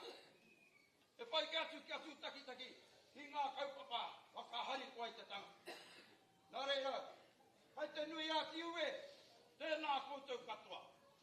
Kāsi, ara, ko kuta mai te ngeru i te pōtai nāene, he pēne tō mata. Engari koe nei te ahuatanga o te kouti, kei te kimi, i te tai huarahi, whakahiki, whakaihi, whakamana, i te era auahatanga i roto i a Ngāti Whakaue. E mea whakanui te taha, ngā rā o mua, i ngā tama dancers, e rā mea katoa. Kāre o tātou tūpuna i mataku te toro atu ki ngā tapu whākeha, te whakareka i ngā maha. E tahi wā i tino rekara wātu. Koe nei puta ai tātou ngauri i neira. Ne, ko koutou katoa he uri, o aua mahira. Nā reira hakua te pāreka te hākina rāne kai te pai. O tātou tēnei ko Ngāti Whakaue. Nā reira ka hoki i Bahara, ngā tāngata pēnei a Angus Douglas mā. Pēnei a te kia mohau, i a Taipo, i a tā hauata. E rā tāngata katoa, tērā momo whakangaha. Anā koina te huarahi a kāia nei o mātau, e te koutu i tēnei ra. Nā reira, kāti, nā rau te mihei te whakaroaroa i te kaupapa, e mahi nui tonu kai te haere, tēnā koutou te rara huihu mai rā tātou katoa, e taua. Te tau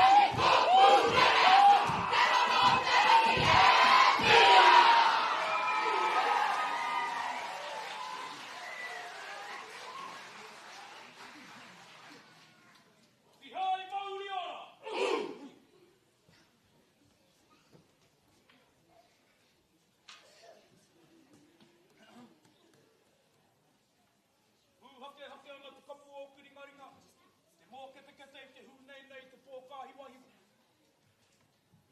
O taku manawa e kai mō hūnei runga rā, ia tangaroa i te rupetu, e no hokutu ana i te rohe o te pikoroa.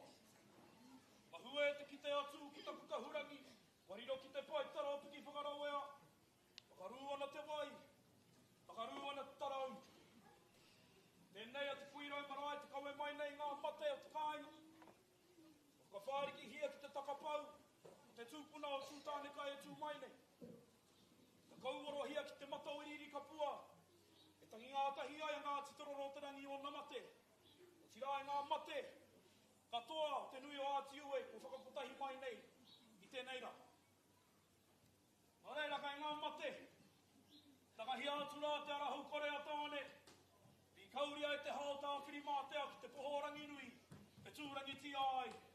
Pe tūrangi ti ai kei ngā mate haere, haere, haere atura.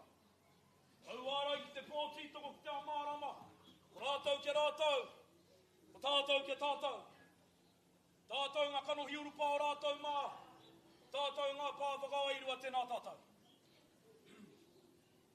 E te nui, e te iti, e a kurahi, ko whakatamarahi ki te rangi, tēnā tātou. Nei rā te Kuirau Marae, a ko whakaeke mai nei, ringa i te hari, ringa i te koa.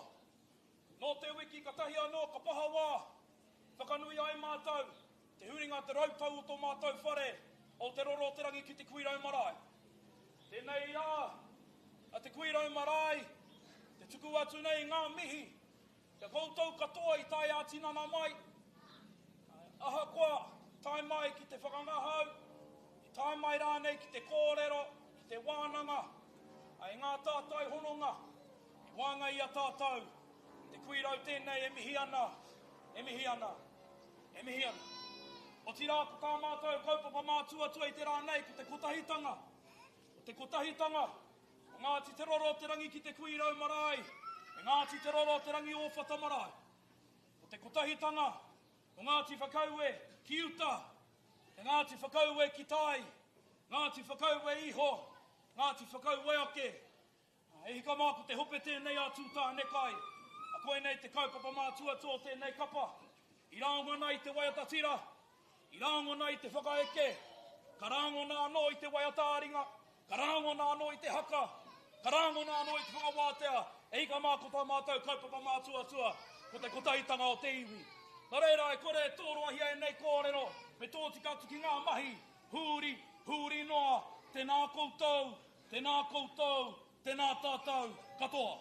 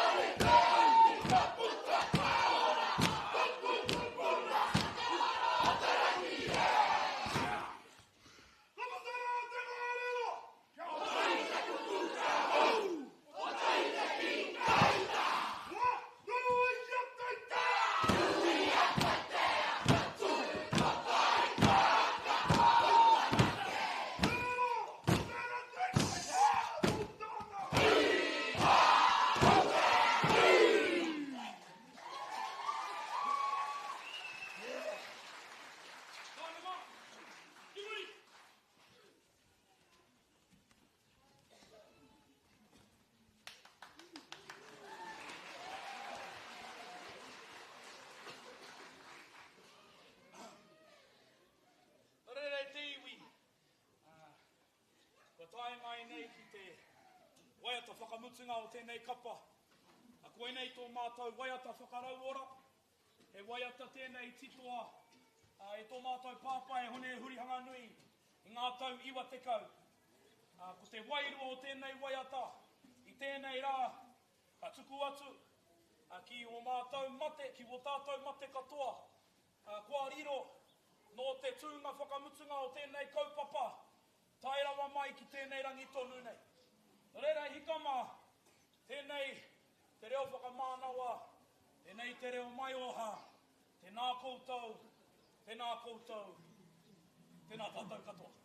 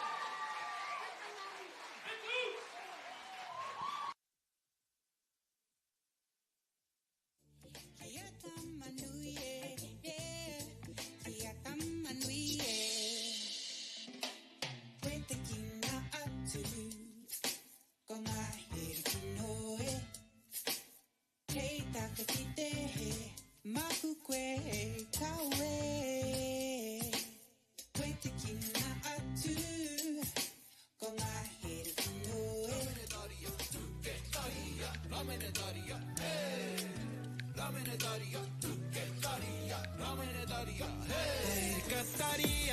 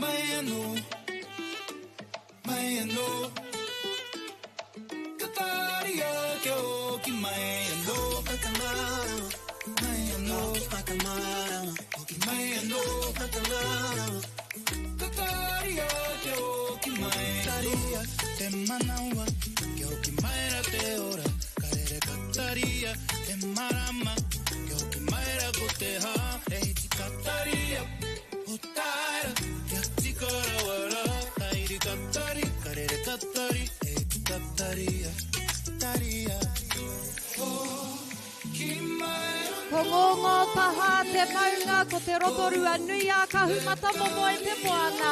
Ko Ngāti Whakaue te iwi e te whānau nau mai ki tēnei te haurua tuarua o Whakaue Whakanuia rua mano rua te kaumau whākia haruru mai te whare. Woo!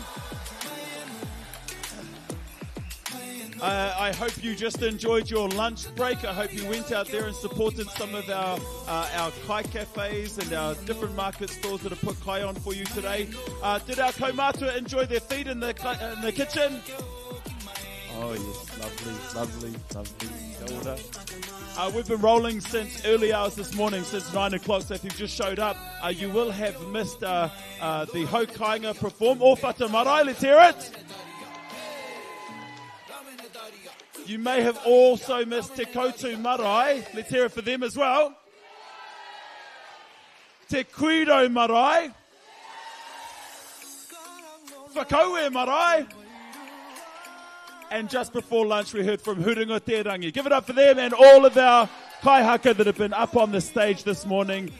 One of the best things about our Whakaue Whakanuia is actually seeing all of our whānau get up.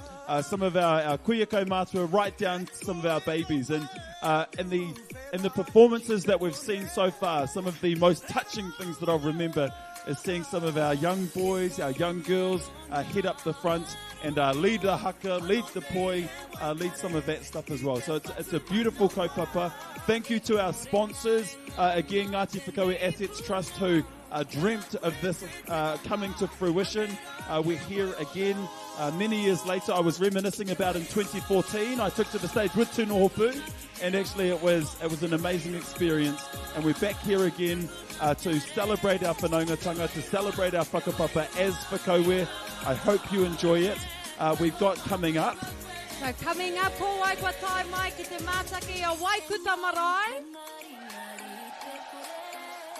Ka pai, and after them we have Te Papai o Uru. Ka haruru mai, ka pai. Namawha, ngā marae o ngongo taha. And our last marae of the day, para te hoata te kohea. And we've got the thumbs up. Waikuta Marae are ready. Let's give them their introduction. Nō reira, ko te tira nei, ko ngā kaiako, ko riria ngā pika rawa, ko Leila Ka. Ko te whakaeke o Rakitue. Mō teatea, te taue, waiata āringa, puna uki o pūhaorangi, haka, turipuku e koro, whakawātea hope o tūtānekai. Nō reira e te iwi e te whānau, paki atu ki Owhata Marae. Woohoo! Woohoo!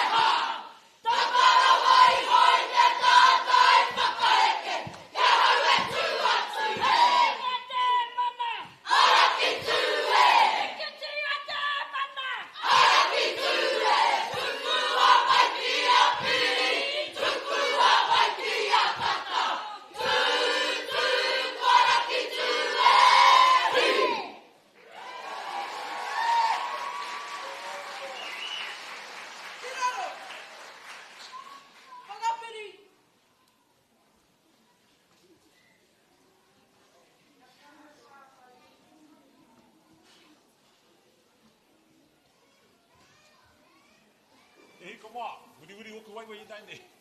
Engari. Ti hei mauri ora. Ti hei mauri ora ki te whai au ki te au marama. He honore he kroria ki te atua. He mau ngā rungo ki te whenua. He whakaaro pai ki ngā tangata katoa. Tuatahi. He mihi apakura tēnei nāku ki te kīngi Māori tū hei tia pōta tau te whero te tua whitu. Kua riro atu ki te pō uri ki te pō tango. Here ki tō pairo ki o tūpuna, he tatari mai la ki te tatau paungamu o te pō.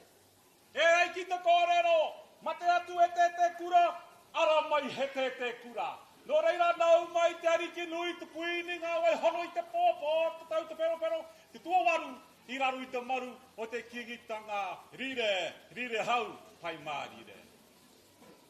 E ngā i tu au, tēnā marai putano i te motu, me te rohe nei o te alo waka, mai i make tu ki tongariro. Haria mai e ngā mate o te wiki, o te marama o te tau. Haria tura e ngā i tua, ki tua o te ārai mate. E te iti, e te rahi, e te whānau, koe taitai mai nei, ki runga i tēnei marai whakaruru hau, i tēnei wahirongo nui o te pūraka wa hine moara wa kutu tāne kai. I runga, i te toka i riri kapua, a hine moa noho ana. I te tangihanga mai o te kōwau atu, tāne kai moko ia, i kauai a hine moa. Te roto nui a kahu mata momoi, ki mokoia ki te motu tapu atini rau kai reira tana tahu atu tāne kai. Nō reira koe nā, te ehi, te wehi, te mana o te honanga o rawa tahi a hine moa rawa kutu tāne kai. Nō reira e te iwi, kia ora tātou katoa, i runga i te ehi, i te wehi, i te mana a ngā mātua tūpuna. Ka huria hau i nai nei, ki te iwi haukainga o tēnei marai whakaruru hau āwhata. Takoto te marai a te atu, tonu te whare tū nei atu, tāne kai, whāngai, hoki te whare kai, a hine moa te manotini o ngā tangata. Te nara kautau e te iwi haukainga, kua rara hū kautau te reo karanga o te rā, te reo karanga o te mahi kapahaka, a Ngāti Whakaue, mō te whānau, e hai te mea mo te matatini. Nō reira e te iwi, ka nui tango mihi ki a kautau katoa e te iwi haukainga, me te hei whakahaere o tēnei kaupapa nui whakaharahara, ngā mihi nui ki a kautau katoa. Tēnei mātou ngā uri o raki tū ko tai mai nei. Tēnei mātou te whānau wai ko te marai, kua rite nei te kaupapa o te rā. Ko te whakanuia o ngā marai maha a Ngāti Whakaue. Nō reira, ko te kapahaka te waka, ko te whanaungatanga te kaiurungi o te waka, tēnā koutou, kia ora tātou katoa. Yeah.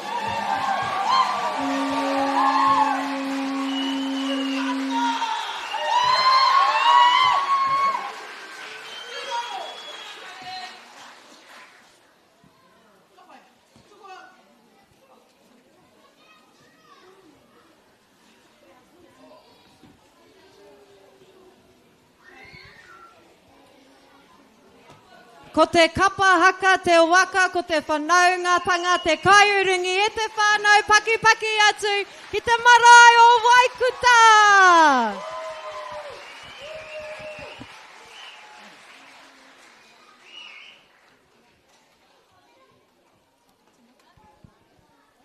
Tēnā koutou. There's a real feeling of relief once you walk off the stage. And you know, this isn't matatini whānau, but it's matatini a little bit whānau. We are just going to grab a couple of words with some of our kaihaka that have been up here this afternoon for Owhata Marae. Tēnā koe, tēnā korua. Ai, tika nei te whānau kua waimari e tātou i te piringa mai o tēnei tokorua. Ngā kaiako o tēnei kapa, no reira ka hoatu i te rākau kia korua. Ki te whakamārama atu ko wai korua, no hea korua. Kia ora, ko Riria ngā pikapi e mā tōku ingoa, he uri no rakitu, te marae o Waikuta. Kia ora, ko Leila tukunga, ngā uri o rakitu na Waikuta Marae. O tira ngā marae whānui o Whakaue. Heoi. Ka pai. Whakamārama atu ki te iwi, ngā kaupapa huhu ai whārikihia e koutou o Waikuta Marae ki mua i te aroaro. Ko ngā waiata, he whakanui i tā mātou kuia ko rakitu, anō hoki ngā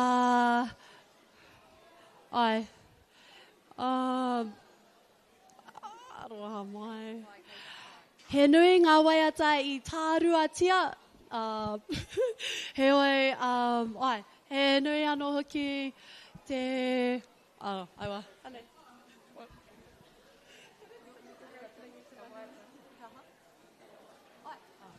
So, aroha mai, kaore au te kōrero te reo Māori. Our waiata, our whakaeke, was it? Yeah, we did that in recognition to our kuia rakitu, our waiata āringa, puna uki uki o Pūhaurangi was composed by Raukura Roberts and also a mixture of lots of other songs, I think it was. E Titi was another song composed by Raukura Roberts, and then our whakaeke, yeah, aroha mai. Tēnei mea te tui mua i te mare e te whānau, hara i te āhuatanga ngāwari, no reire mihi nui ana kia korua. Pātai whakamutunga, ai, paki atu. Pātai whakamutunga, no reira korua tahi he taiohi. No reira tēnei te tirahau, tēnei hara mai nei. But can you please explain to everyone what it takes to tūra and to whakahaere tētahi kapa ki konei ki Whakaue Whakanuia? He wā tuatahi me pātai ki o hoa, ki ngā tutors o mua, ka pēhea. Koera taku. Patience. Yeah, kaore te mohio, like, just commitment and passion for your marae, actually, yeah.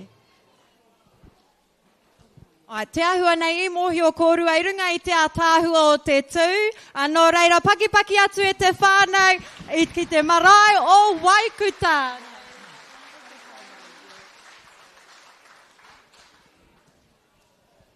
All right.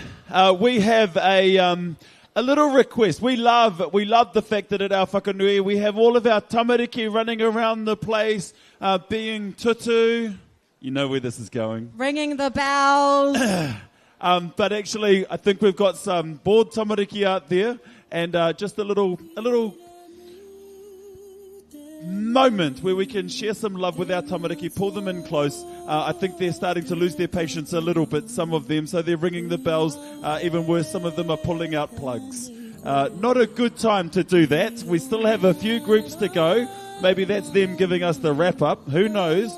But we have our next ropu coming up right here, right now. And they are, I stand corrected, Auntie Nabi, they're wearing purple. Give them a big round of applause, whānau and ehua. Nō reira, yeah, we got the thumbs up a little bit ago, but we weren't listening. Nō reira, kei te puta mai rātou. Te Papai Ouru will perform a set of waiata sung and performed by the Taiporotu Club in the 1940s. The hope is that Ngāti Whakaue will build a solid kete, the hope auwe. We build a solid kete of revitalised songs written, sung and performed by our tupuna. We hope everyone enjoys the old tunes just as much as we have enjoyed our time learning together. He mihi aroha kia koutou katoa, nō reira e tiwi e te whānau, paki atu ki te Papai Ouru Marae. Woohoo!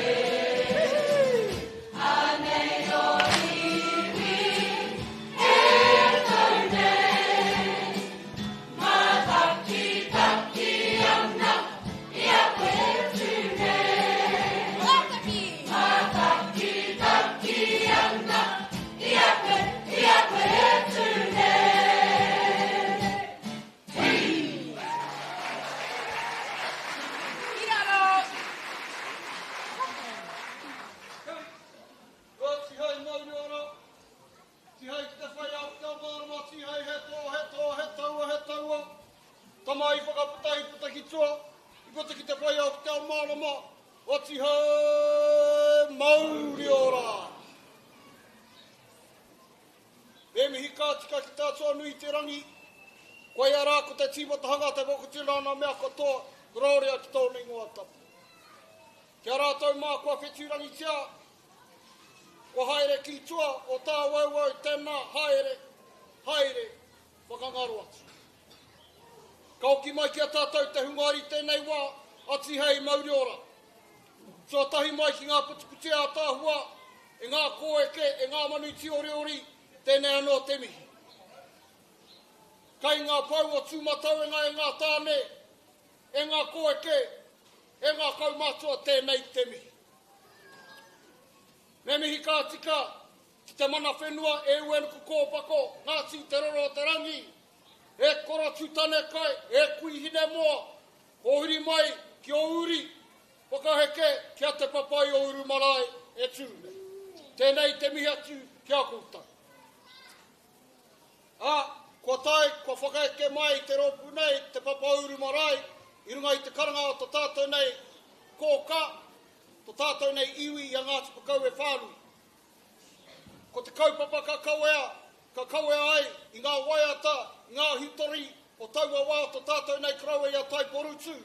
Nā runga i tērā, i ahu mai te roku o Taiporutu i te tau ko tahi mano, i warau whā te kaumārua. I o hine mutu.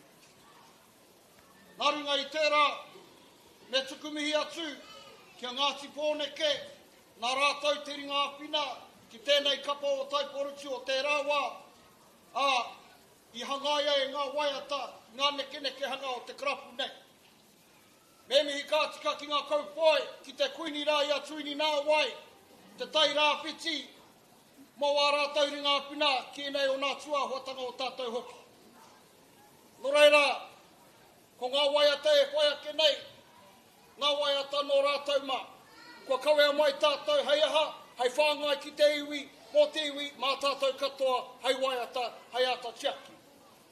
Nā runga i tērā, ka oti te kōrero, ki te whakatau ki a toku kraua i a Taiporutu. Kia maumahara te aha, kia maumahara tātou ki a rātau. Kia maumahara ki ngā taonga, i hoa tu e rātau ki a mātau, kia pua wai i roto i tēnei ao huri. Nā runga i tērā, rātau ki a rātau, tātou ki a tātou, tēnā kūtau, tēnā tātou katoa.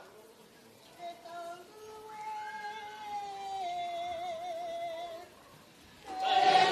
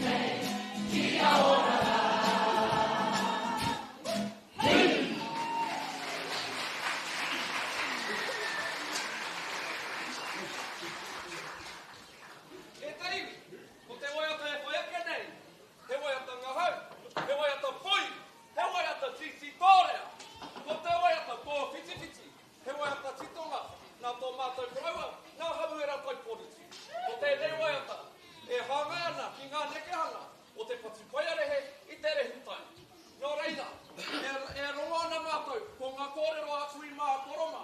Ko te poti wairehe e tutana I te pō.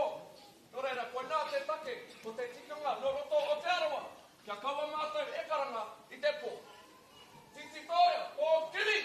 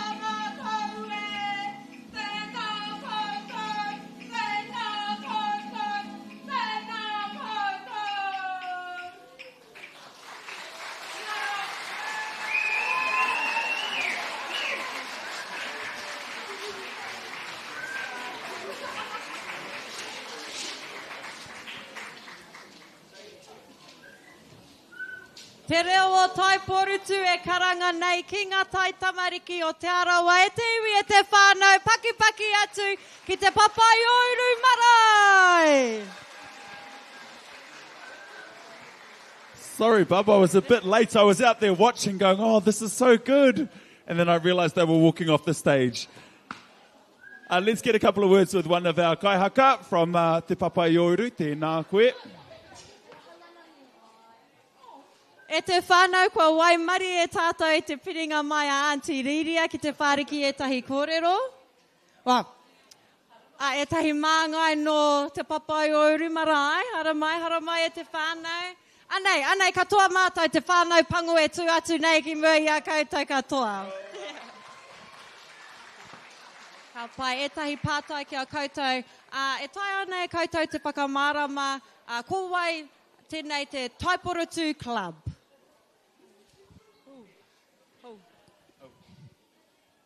Our kuia, me ngā karaua ne, he whakaaro nei hoki atu ki te wā ki mai a koro.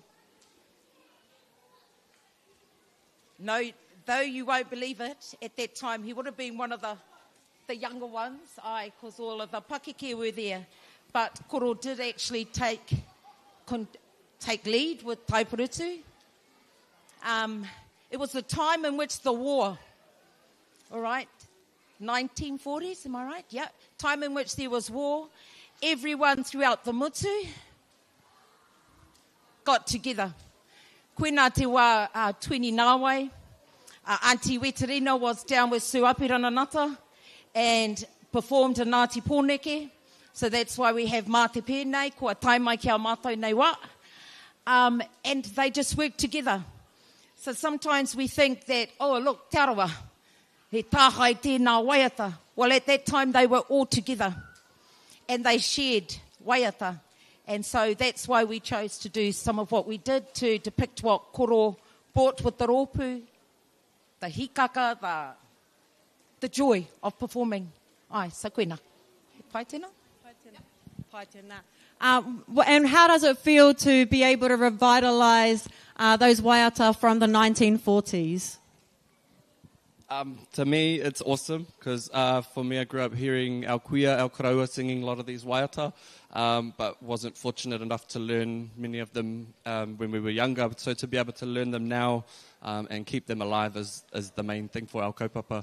And I think it's very special to be able to do it with our marae and to do it for a kaupapa like Whakaue Whakanuia, because then it becomes a tool and a resource for us forevermore. So ngā mihi. And really important that waiata from the haukainga goes from the whare to the hapu to the iwi. So koena te mahi. Ka pai pātai whakamutunga ngā kaupapa o Whakaue Whakanuia i tū ki te papai ouru marae ngā tauki muri. How does it feel, other than not needing to wake up early to stand first? How does it feel being able to perform on ki konei ki Owhata Marae? Rawa, hikaka ana te ngākau ki te tū, te taho te whānau nei. Yeah, this is actually my first stand for the whānau, so pai rawa, yeah. And I hope everyone has enjoyed their time.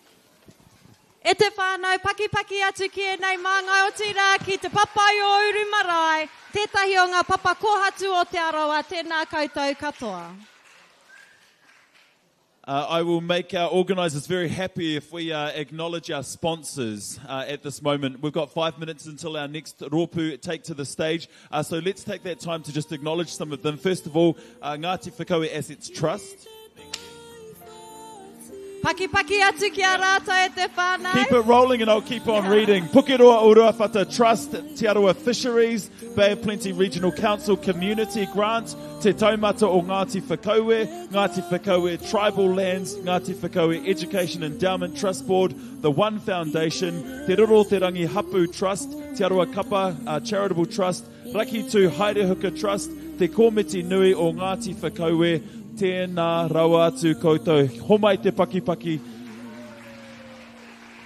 Ka pai, and we on our papers we don't actually have the organisers to thank. Humble, I think. Engari e tika ana me mihi atu ki a local Gecko, ngā uri o Ngāti Whakaue, i whakapaukaha, i whakapeto ngoi, e tū ai tēnei kaupapa, rātou e wānanga nui ana, kia tū ai, kia kotahi ai tātou i te rangi nei. Nō reira, hoatu kua te piki paki ki a local Gecko, rātou i whakapaukaha mō te kaupapa nei.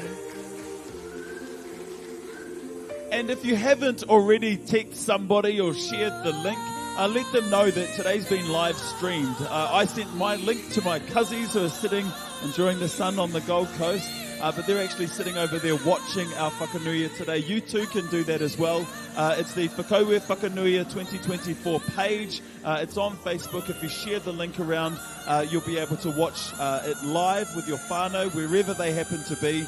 But also you'll be able to watch them later on when you head home and you want to zoom in on that one little bit in that performance that you really liked.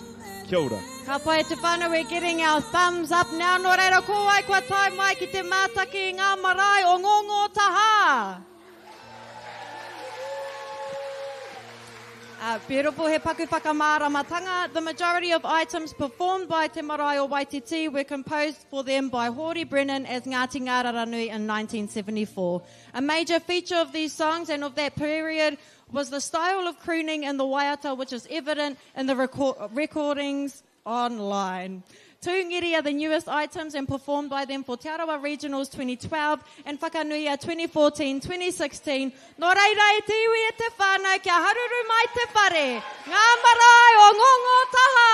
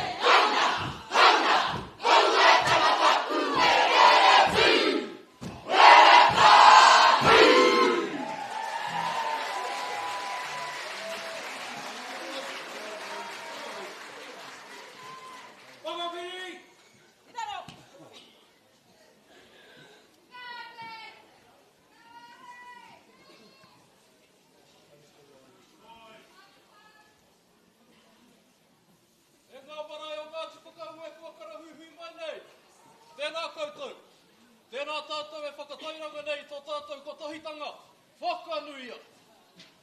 Hei, koutou te Awhika, te whitiki o ngā ipo, Owhata, e rere ana ngā mihi ki a koutou. Hei! Ka tara hai, o hurunga te rangi. Ke te mai, ke te mai. Hei! Hei kutaina.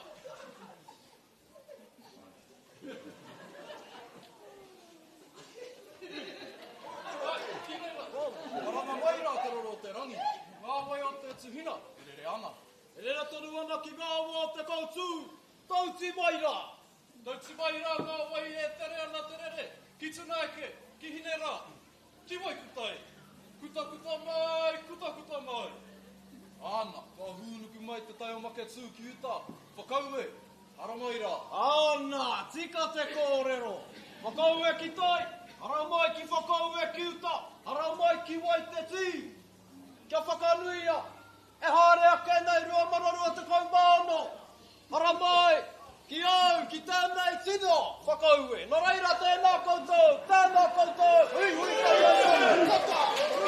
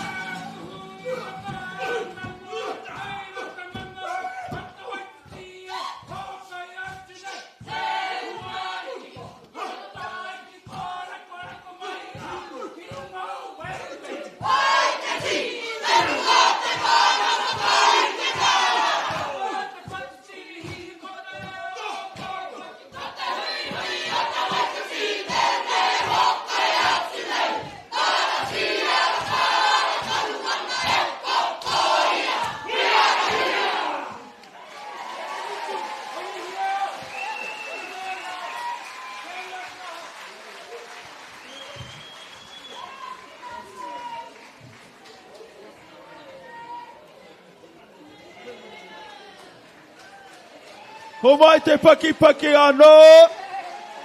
Te marae o wai te ti. Parawai marae, taru kenga ngā marae o ngongotaha.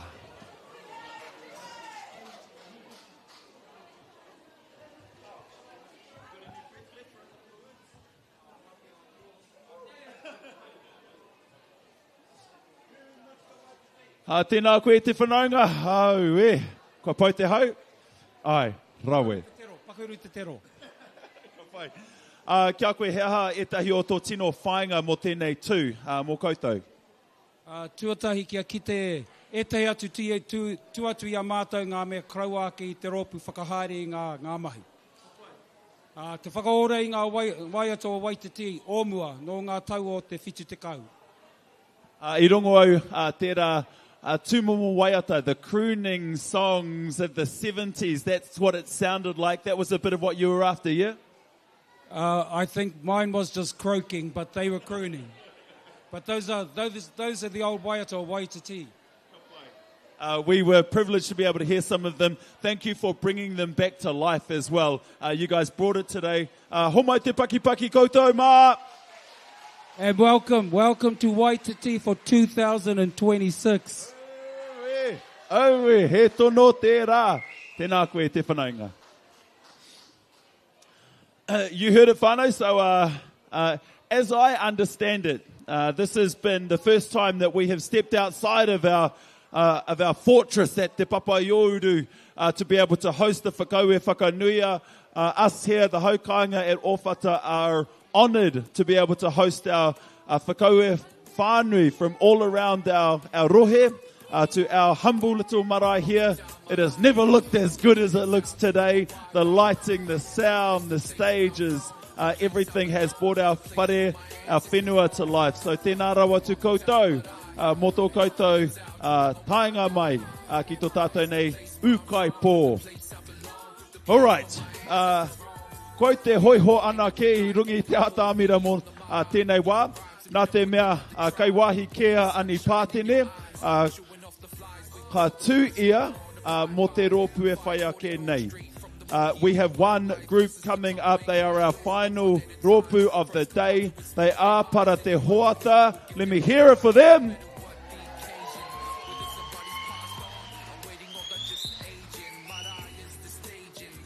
We have our final rōpu. They are out there and they are getting ready, I've been told. All good. I said to them, don't leave me up there too long by myself, eh? And they said, yeah, we won't. And I've just been given the fill, 5 minutes. Sing us a song, Auntie Norma says. Sing us a song.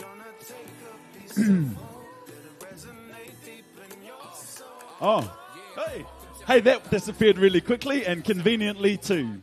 All right, whānau, here we go, our final rōpu of the day. Ko pukeroa te maunga, te rotoru nui a kahumata momoe te moana, te arawa te waka, Ngāti Whakaue te iwi, Ngāti tunoho pū te hapu, tunoho pū te whare tūpuna, ruku wai te whare wahine, tā whao kai te whare moe, para te hoata, te kōhia te marae, paki paki mai, mo te rōpu whakamutunga o tēnei Whakaue Whakanuia, para te hoata!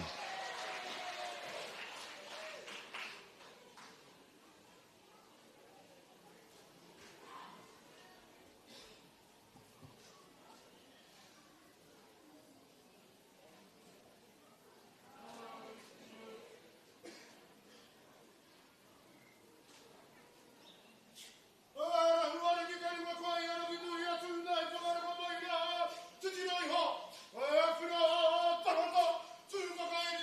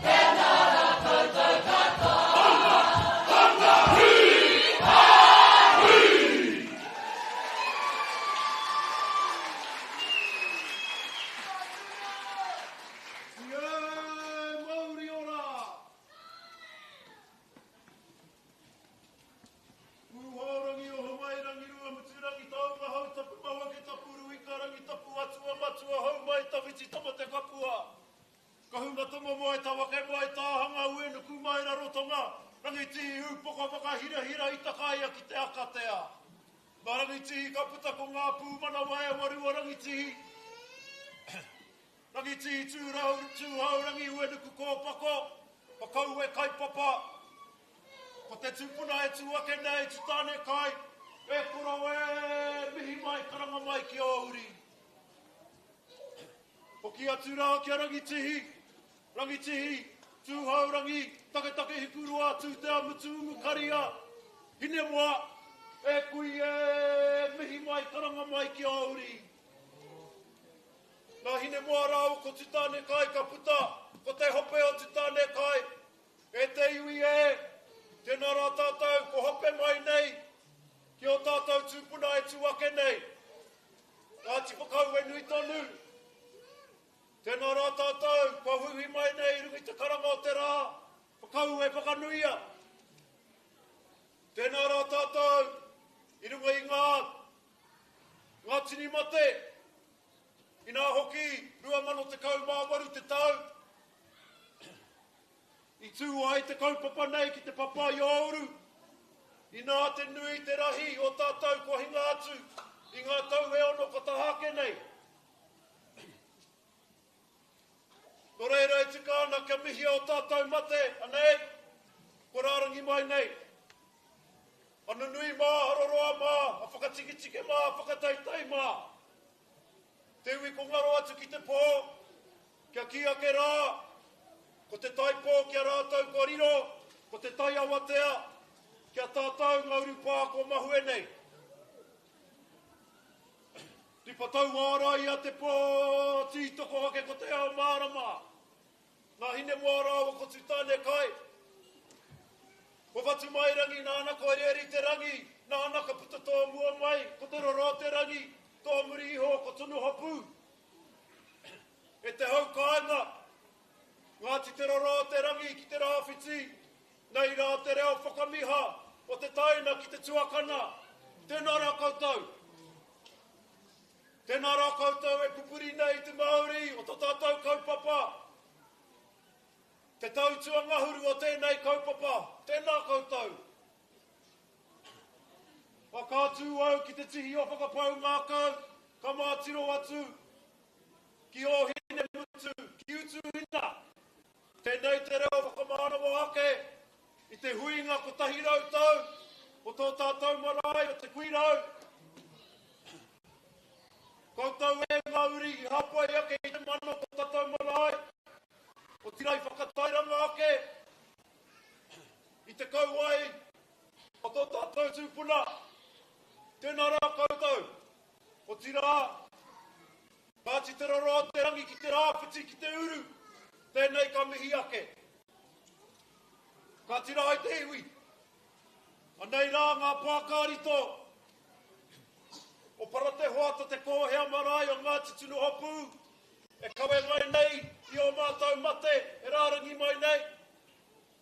E whakatairanga ake i te kauai, o tō mātou tūpuna, tō tātou tūpuna tunu hopu. Te kuku o te tangata.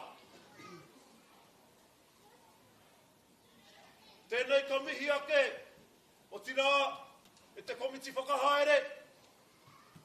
He tono tēnei, ke aki hia, ngā marae, ngā hapu katoa, Ngāti Whakaue, ke waiata hia, ngā waiata i toa, i ngā tau kua hori. I nā hoki, ko tā tino hopu whakawātea, ko aku pākārito kā tupu, wai hoki, ko tā mātou waiata āringa, nā Waikuta Marae, i te tau 2018, marangara. Tēnei te aki e te komiti, kia waiata hia wenei waiata, e ngā marae katoa, e ngā hapu katoa. Koe anō i te iwi, ka nui wenei pahu. Koe anō e mihi ana ki a tātou, Ngāti Whakaue nui tonu, mai tai ki uta, mai te tauihu, ki te takere nui. Huri no ai tō tātou papa, tēnā koutou, tēnā tātou katoa. Tēnā.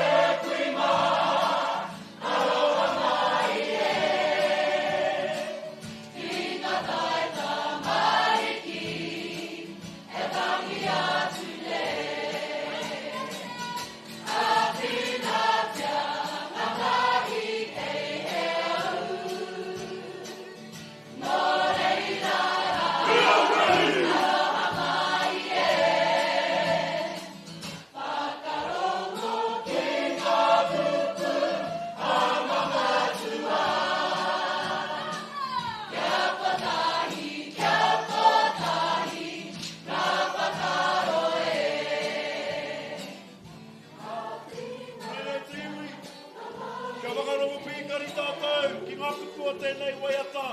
Kia kia kia tātou Ngāti Whakaue. Kia kotahi ngā whakaaro. Kia kotahi ngā whakaaro. Me kore noi te tuki ngā moemoea. Okoro ngā kuima. Ngā mohoa nei. Haere ake nei. Haere ake nei. Kia kotahi ngā whakaaro e. Kia kotahi, kia kotahi ngā whakaaro e.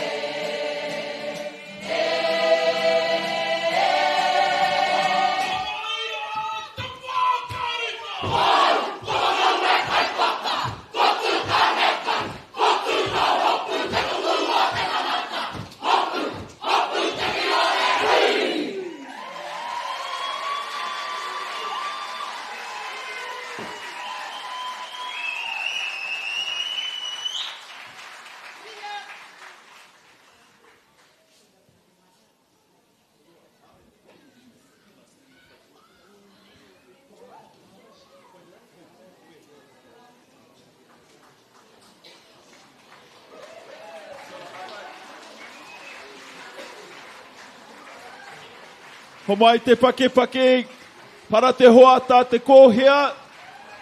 Kia ora. Mahara, kei hea koe. Kia ora. Hara mai, hara mai. A tēnā koe. Osh, osh. Kōrero mai. Tell us about the significance of your of the last item, and obviously the kōrero that went with that, and the tribute that was. Oh, yes. So Te Reo Taipurutu was a taonga that was given to us by Nani Mori. In terms of the song and the actions all derived from her. So we just trying to maintain that waiata through her tamariki and her mokopuna and her mokopuna tuarua that's tot today. You happy? Happy? Ai. E kore kupu. Kua rawe katoa te ngākau. Tēnā koe, tēnā koe. Ngā mihi nunui ki a koe, koutou ko te rōpū nei. Hara mai, hara mai.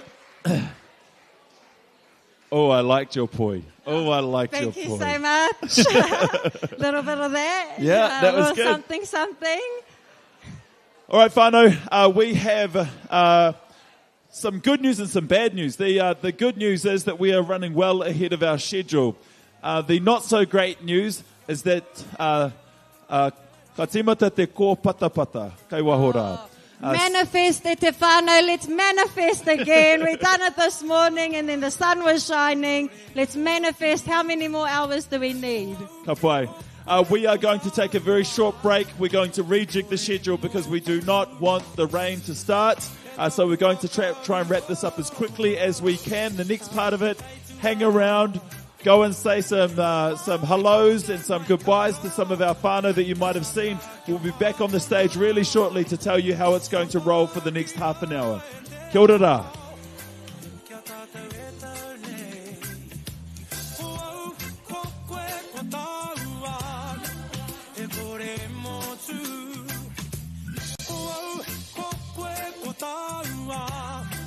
E kore motu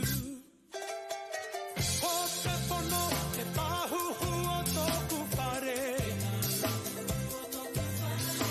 ko te aroha ko tuku ko heke ko kumoura ko tōku whānau te tōtoko mana e kia pākia e te rā kia tātou e tau nei. Hoau, hokwe o tāua, he kore motu. Hoau, hokwe o tāua, he kore motu.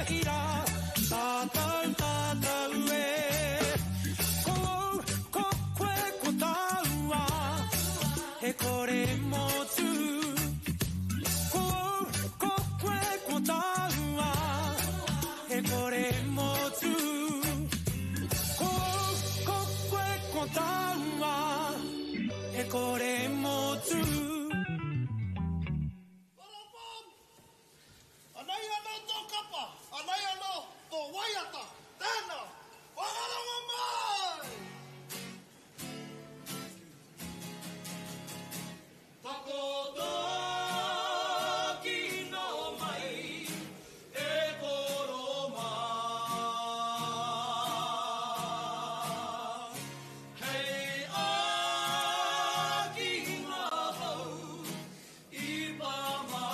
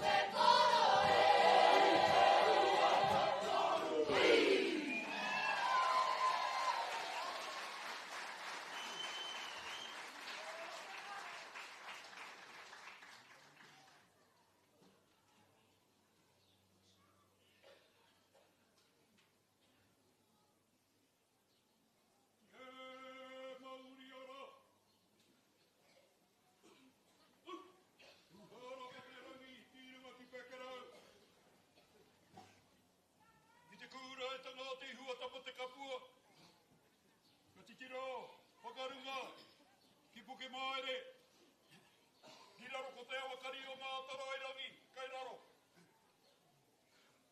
Rukutia te wai ki ngā taupunga o te waka te arawa. Ki te whenua I tauri kura ai ki maketu. Heia ha ha, whana, whana, hara mai te tōki. Haumi e, hui e, tāi e. Ia whai krori ai te atu I Ringarawa. Ko ta rangi tōna torana me ona tini mea katoa. Ke mau te rongo ki rungu ki te whenua ko te whenua tōna tūranga wauai. Me te whakaara pai ki nā tangata katoa gloria ki tōna iwata. Anei rā, kua tai mai ngā kāroro inu tai. Ngā ira o ne pū. Ki te mahuria mai a tātou mate. O ngā marae o taha moana.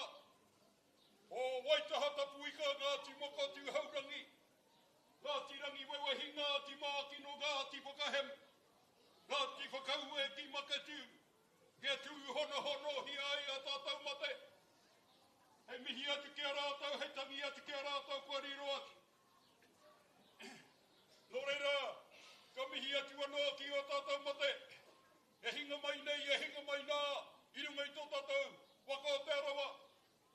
Pai maketu ki tongariro ki maketu. Ko tai mai, ki te tū hono hono ngā mate. Hei mihi atu kia rātau, he tangi atu kia rātau. Kia rātau kua riro atu, ki te wahangutanga o te tangata. Nō reira, ngā pare raukawa o te mate. Takata mai, takata mai, takata mai rā. Aka hoki atu ki tō tātou tupuna ki arangi tihi. Poko whakahira-hira I te kāhia, I te aketea. Ko rangi tihi ka mai, ke pawahora nui. Ka putu mai ki waka tūhaurangi. Tūhaurangi ka mai, ke rongo mai pāpā. Ka putu mai ki waka unuku kōpa. Unuku kōpa ko ka mai, ke rangi whakapiri. Ka putu mai ki waka whakaue kai pāpā. Anei rā, ko ta huti mai. Nō reira, tēnā koutou te whānau. Aka wai hotia whakaue kai pāpā ki reira. Ka hoki atu ki atia. Ko tia ka putu mai ki waho ko tapuika. Tapuika ka heke mai, tuku tuku. Tareinga, pango, tahuri. Mō kai ureke, te aharoa. Ko tore puku, ka putu mai ki waho. Ko rangi uru. Aka moi. Whakaue kai pāpā. Anei rā. Ka putu mai, ko tūtane kai. Kai te mihi atu ki a koe te hora tupuna etu. Ka hoki atu nao, ki a rangi tihi. Ka moe ke wharanui. Ka putu mai ki waho ko tūhaurangi. Ko tūhaurangi. Ka moe, ki a rā kai tā hainui. Ka putu mai ki waho, ko takataka hikurua. Ko takataka hikurua. Ka putu mai ki waho, ko tūtea mutu. Tūtea mutu. Ka putu mai ki waho, ko umukaria. Umukaria. Ka moa ki hine maru. Ka putu mai ki waho, te taro o te ora.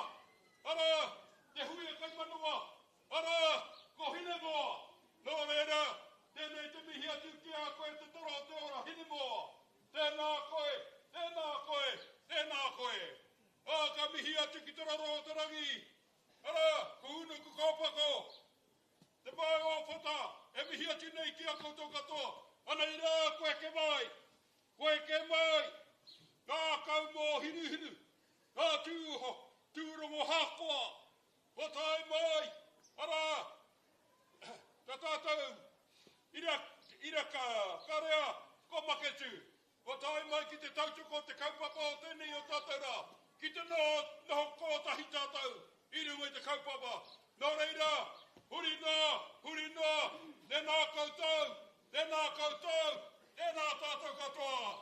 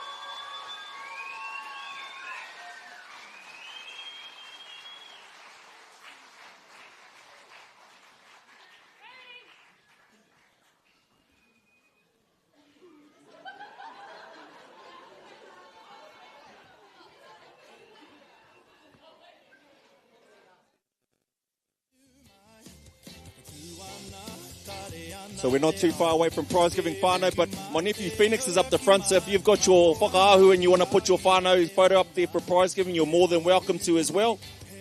So if you've got your photos with you holding them, you can bring them up.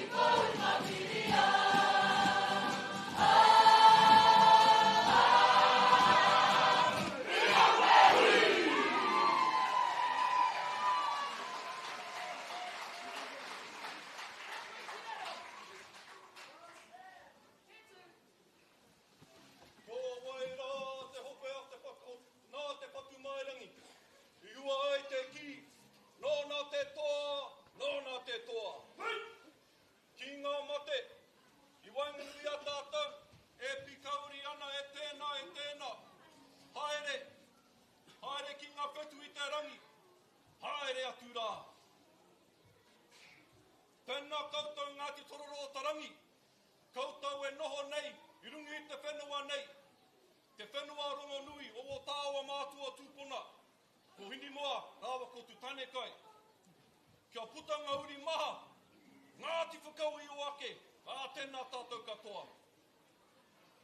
Ko te take nui, he kaupapa nui mo nei, o koutou peka.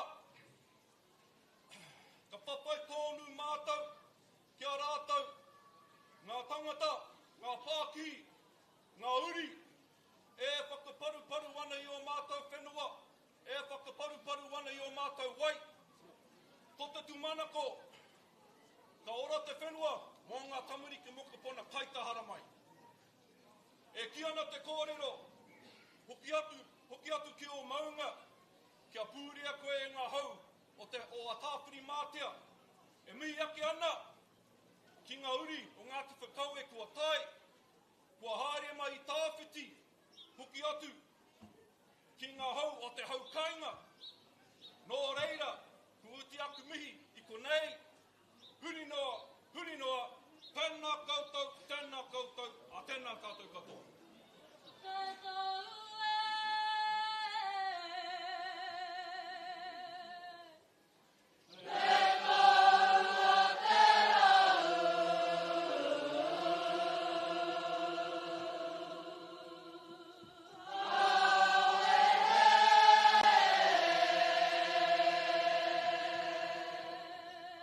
Ia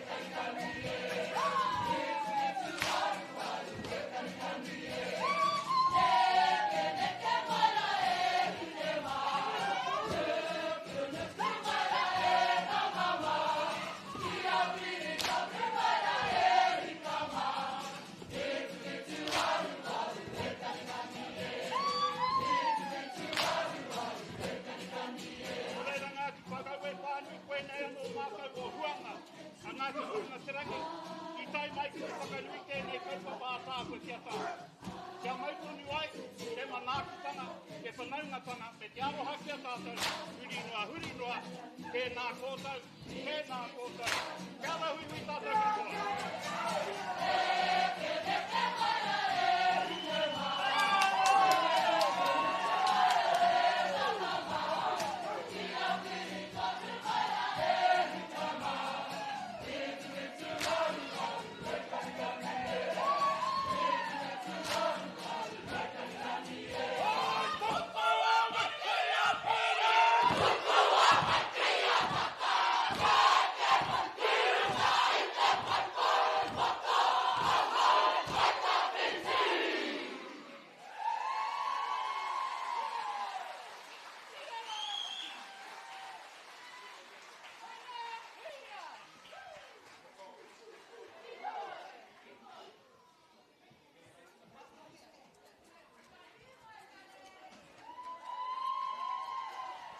E te iwi e te whānau paki atu ki te marae o Hurunga Tarangi.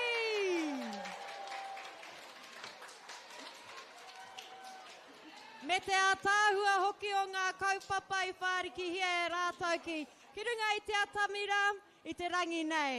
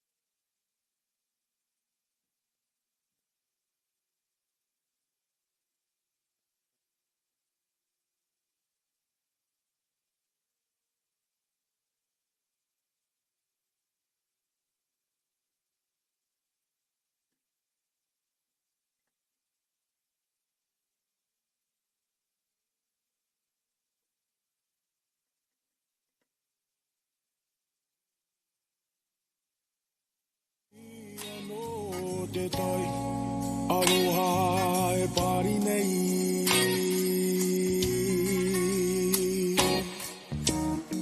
Ka whakaki taku manawa, o ea taku aroha, kia tatu mai, e ka papa nei, e nua here.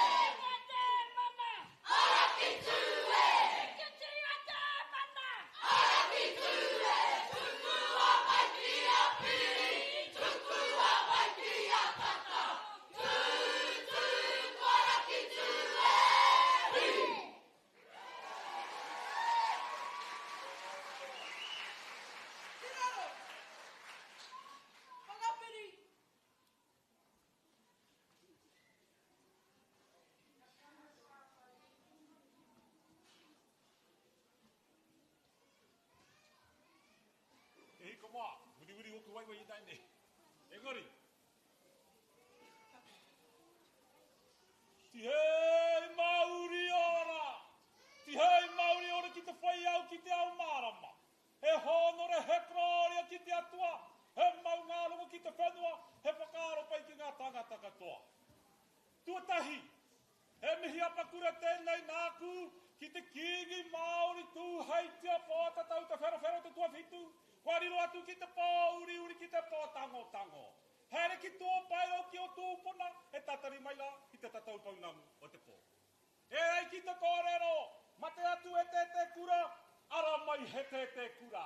Nō reira nau mai te ariki nui te kuini ngā wai hono i te pō, te tau te whero, te tua waru, i raru i te maru o te kigitanga, rire hau, hai mā rire. E ngā i tu au, tēnā marai putano i te motu, me te rohenei o te alo waka, mai i make tu ki tongariro. Haria mai e ngā mate o te wiki, o te marama o te tau. Haria tura e ngā i tua, ki tua o te ārai mate. E te iti, e te rahi, e te whānau, koe taitai mai nei, ki runga i tēnei marai whakaruru hau, i tēnei wahirongo nui o te pūraka wa hine moara wa kutu tāne kai. I runga, i te toka i riri kapua, a hene moa noho ana.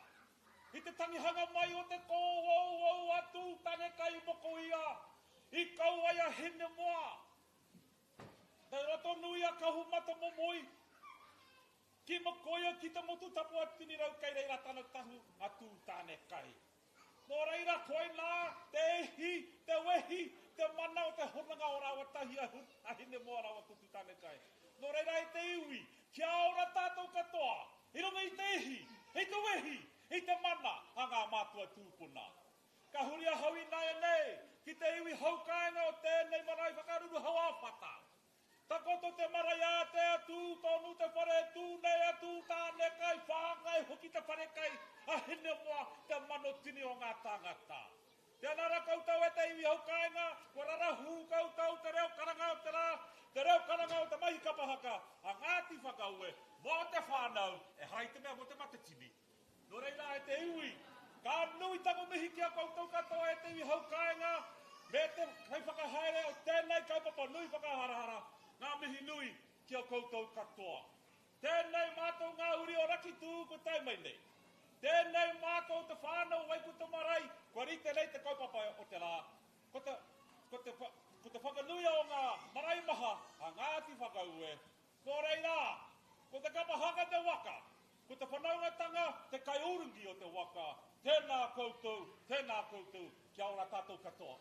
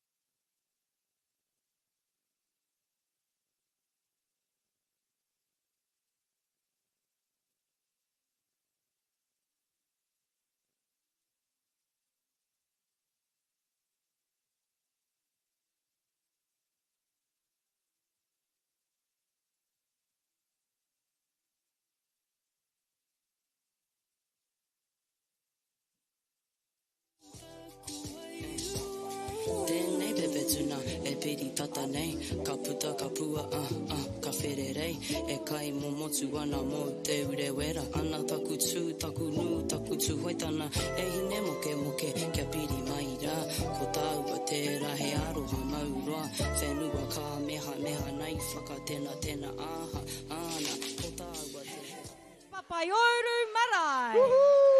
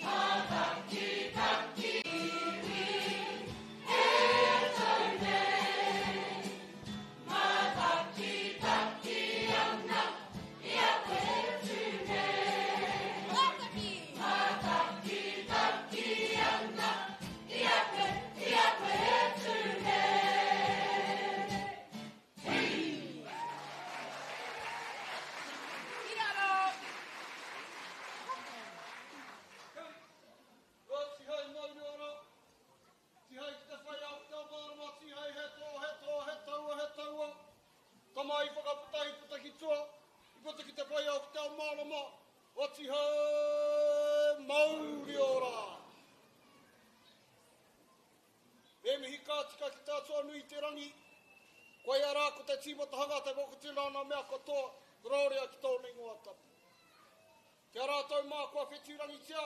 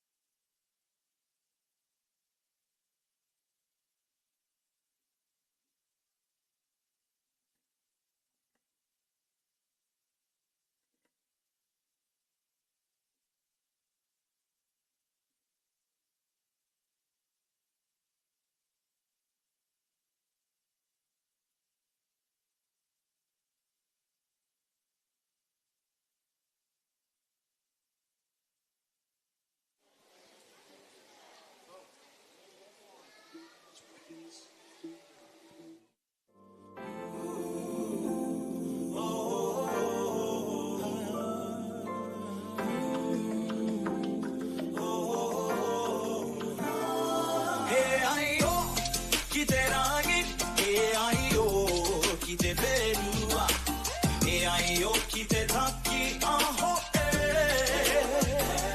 whakaro o ki te tai te koro e rangi tūkino ana ki te ihu o horota ka whati mai ngana ki runga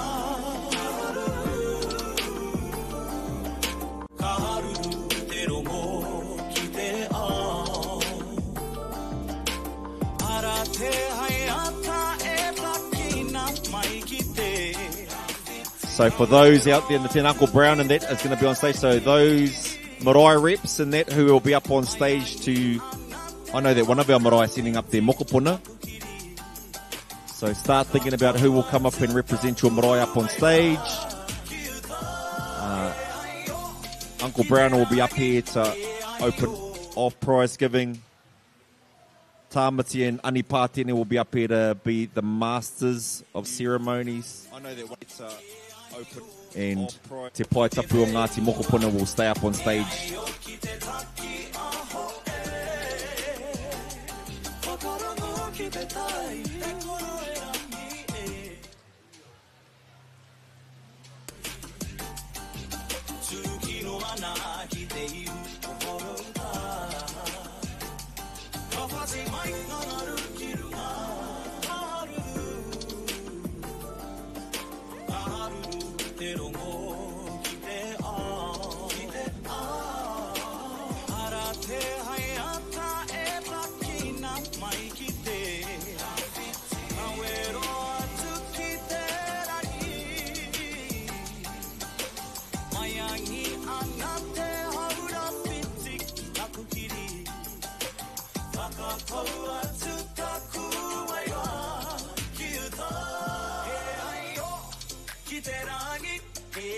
So, Tiffy, one of our head judges, has said 5 minutes countdown.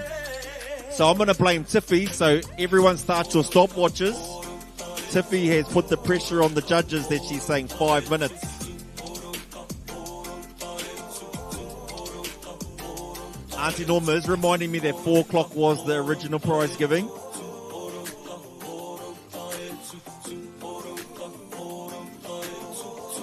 We may need first aid for Uncle Rawari. He's playing with gas down the front and trying to figure out how this LPG bottle is going to work.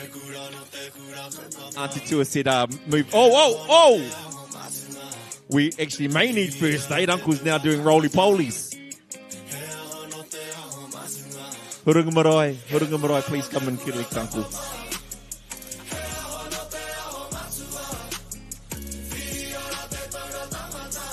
Kapai Uncle. He's providing entertainment. He's going to go, all right, I'm going to do a comedy sketch show.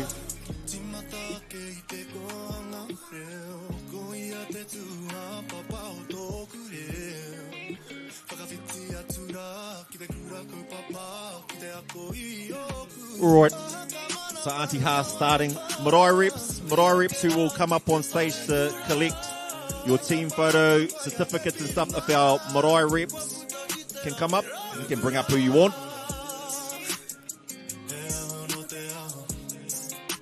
Uncle Brown, if you start making your way up as well, please, Uncle.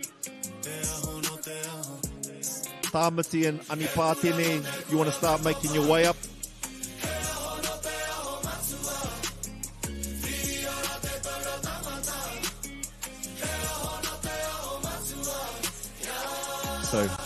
So Uncle Rawari's he was the choreographer for the Hurunga one there. He's going to go, yeah, next year we're going to chuck in forward rolls and somersaults. Ka pai, Uncle. So yeah, marae reps, if you start making your way up. Hello, Delia. And I'm going to hand the mic over to the number one herself.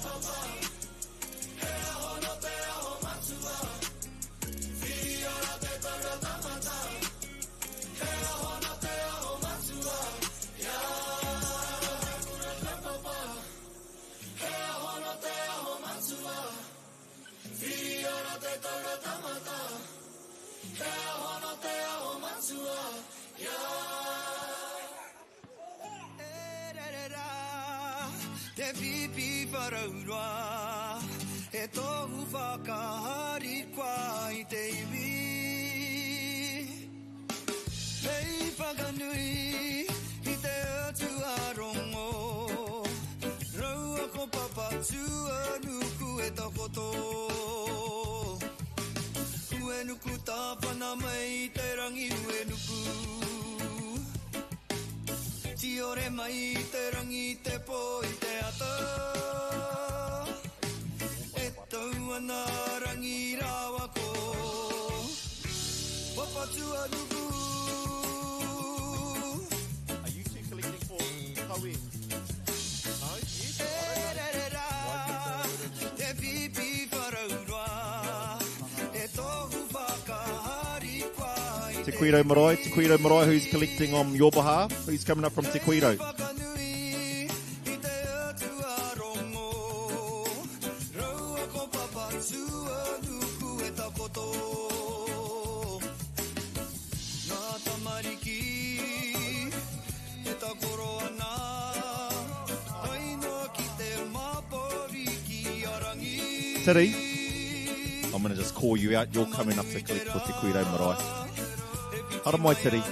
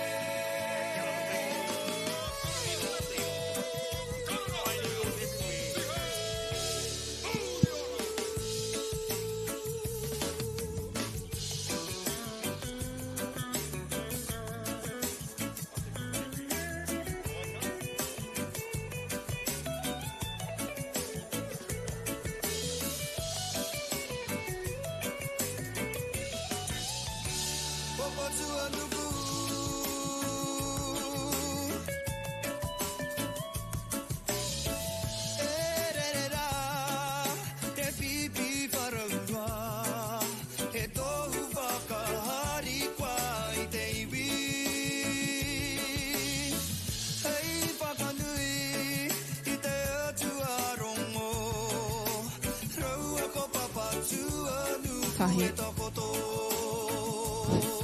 Is it red?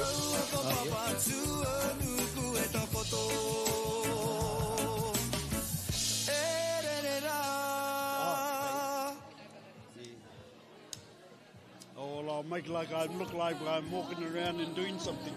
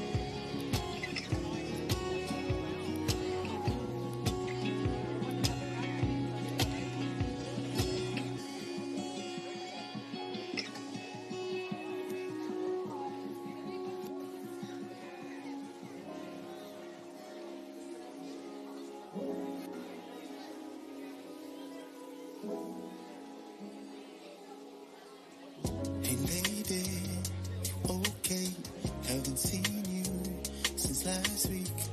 You're looking so good with your old latte. Excuse me for a moment while I sit back and adore you. In the meantime, I was hoping to get your name. I wanna get to know you. Can I get to know ya? I wanna get to know ya. Can I get to know ya?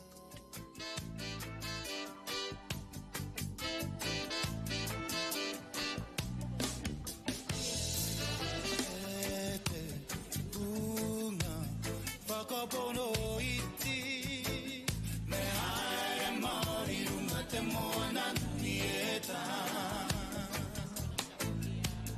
E te unga whakapolo iti, me hai Māori unga te moana nui e tā. Ki te moana nui e tā, ki te moana roa e tā, kamanu tonu e tā, e tā.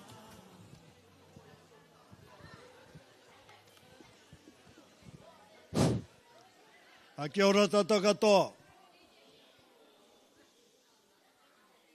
A nei rā te whakawhiu anō wā tātou nei mihi āti kia koutou kia tātou katoa. Tātou katoa wā tātou nei whakauetanga. A nei rā te whakamihi. Tēnei mai wā tātou nei marae nei a Owhata. A nei rā te whakanui ake ngā mihi āti kia koutou katoa. Wā tātou nei. Ngāti Whakaue, a nei rā te whiu ake ngā mihi ati kia koutou.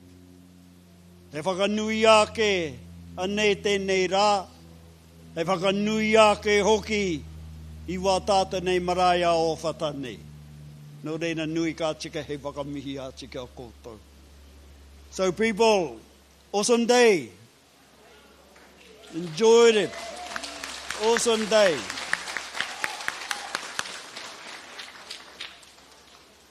So a big thank you to you all, eh? Big thank you to you all. And everybody that took part in today, on behalf of Owhata Marae, thank you very much. Thank you very much. Nō reira nui ka tika e whakamihi ati kia koutou. Tēnei hoki wā tātou nei marae anō, ngā mihi ati kia koutou, eh? Thank you also, eh? Yeah. You all performed awesome. We all performed awesome. But I think Owhata won, eh? What do you reckon? Are you going to back me up on that one? Nō reira nui ka tika e whakamihi ati kia koutou. Tēnei hoki kia koutou wā tātou nei whakahaere tia. Anei rā te whakamihi ati kia koutou. Anei wā tātou nei tiwhi nei. Anei rā ngā mihi. Tēnā hoki wā tātou nei Greg. Anei rā wā tātou nei marae a te kuirau. A tērā taha wā tātou nei Ngāti Kārenga. Anei rā te mihi. Tēnei whakahuri ake ki tēnei taha wā tātou nei noma nei nā. O wā tātou nei marae a te pare te hoata. Koutou rā i whakahaere tia tēnei kaupapa. Nō reira nui ka tika hei pakami. Tēnei hoki ki a koe, Candice. Te nui ngāke o tō mahi i ta taha o hei whakapiri tahi ki wā rāta nei tuara nei. Hei awhi e manaki he wā rāta nei. Nō reira, Candice, wā tātou nei marae kuirau. Anei rā te whakamihi ati ke a koe, hei. Tēnei hoki ke a koe kōrua rā. Patahi anō kua rānunga atu kia ko koe te tamahine o wā tātou nei kingi nei. Nō reira nui ka tika hei whakamihi ati ki a koe. Wau nei reo e whakapāpāhoa ake ki wā tātou nei nā. Anei rā te whakamihi. Tēnei hoki ki a koe e tāmati. Wau nei taha nei nana. Wā tātou nei marae Owhata. Anei rā te mihi. Nō reira tēnā koutou. Tēnā hoki ki a koutou wā tātou nei tamarike moko puna. Tau mai rā i rungi wā tātou nei tūri nei. Tēnei hoki kia koutou katoa. Anei rā te whakamihi ati kia koutou. Nō reira, mai wā tātou nei tororo tarangi.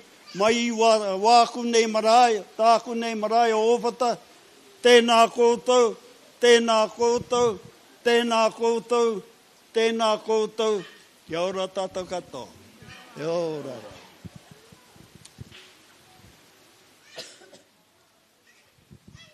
Tēnā koe, uncle. Tēnā tātou e te iwi o Ngāti Whakaue. Ai, kua tai ki te wā, ki te tuku i ngā taonga nei, engari i mua i tērā māku he mihi nunui rawa ki ngā entities o Ngāti Whakaue Whānui. He rārangi ingoa roa tāku. We've got a long list of sponsors this year, and I just want to acknowledge each and every single one of them, because having financial backing means that we can pull off a beautiful event like this. So you can wait till the end and give them a big-ass paki so that they keep giving us pūtea like this every year. Ngāti Whakaue Assets Trust, Pukeroa o Ruawhata Trust, Te Arawa Fisheries, Bay of Plenty Regional Council, Community Grant, Te Taumata o Ngāti Whakaue Tribal Lands, Ngāti Whakaue Education Endowment Trust Board, One Foundation, Te Roro Te Rangi Hapu Trust, Te Arawa Kapahaka Charitable Trust, Rakitu Haere Huka Trust, Te Komiti Nui o Ngāti Whakaue. Ho mai te paki e te whānau.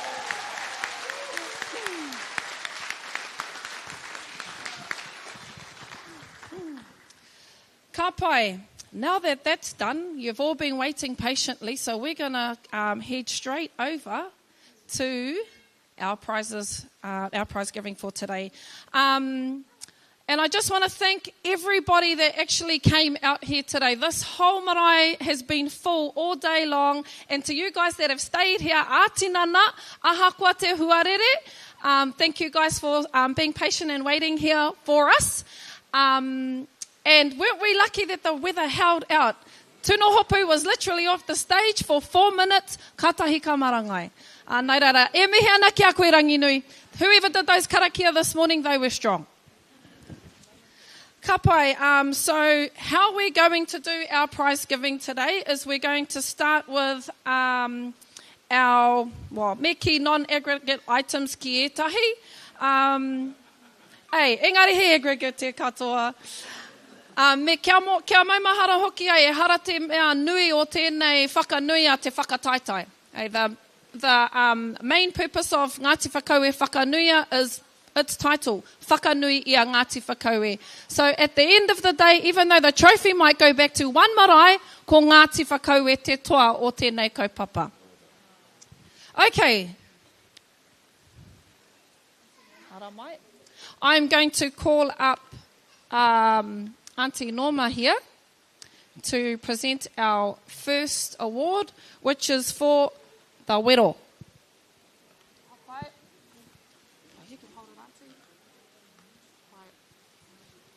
Ko te toa mo te wero I tēnei tau, ko te Kuiro Marae.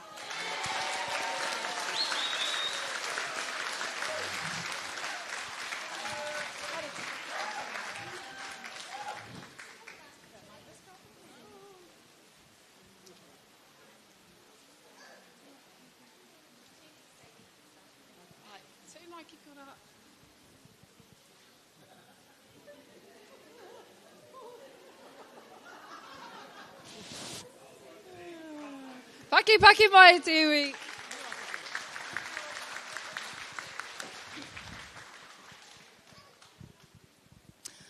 The next award is for karanga. Ko te toa o te karanga I tēnei tau, ko ngā marae o ngongotaha.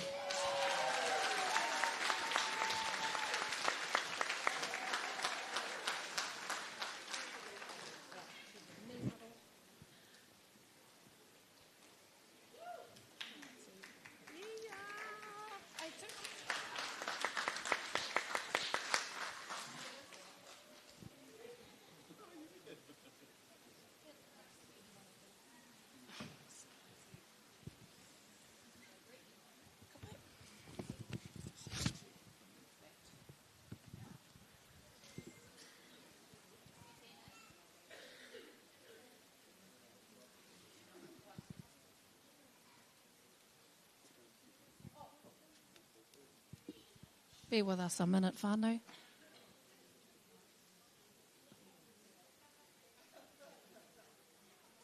Ka pai, our next award is Whai Kōrero.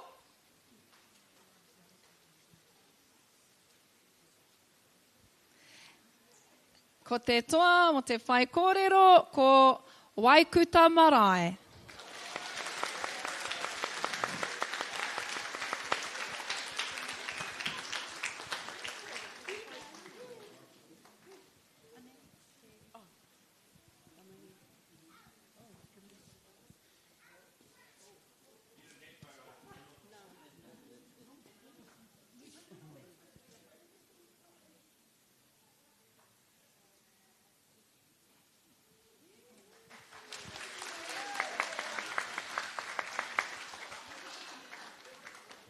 Ka pai, we're going to go into the group items now, and first we're going to show off this flash little trophy. You guys want to have a look? Te tiro.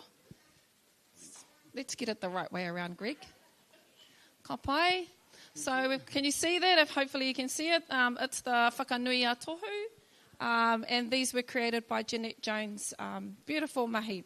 Ka pai.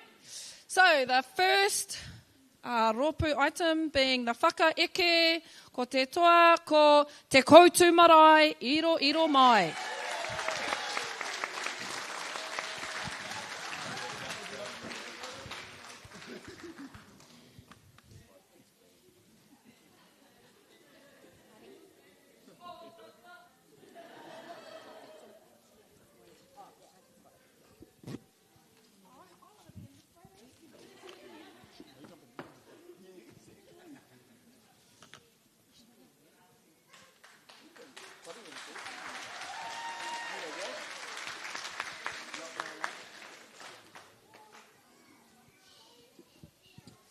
Okay, waiata tawhito.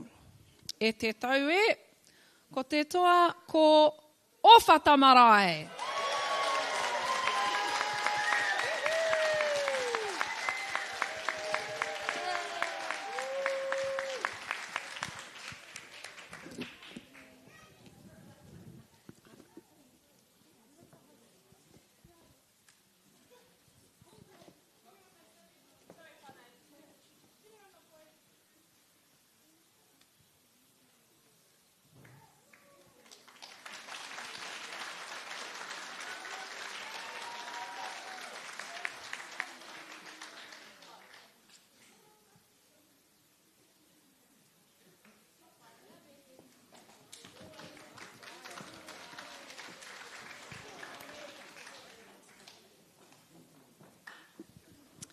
Next is waiata āringa. Mihi mai te papai ouru.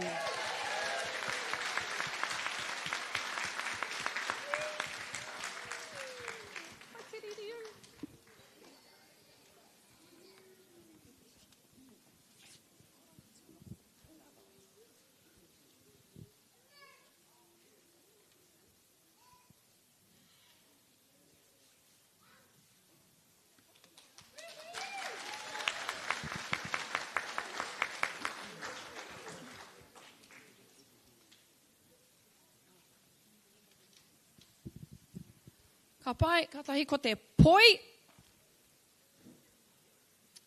ko te toa, ko Whakaue Marae.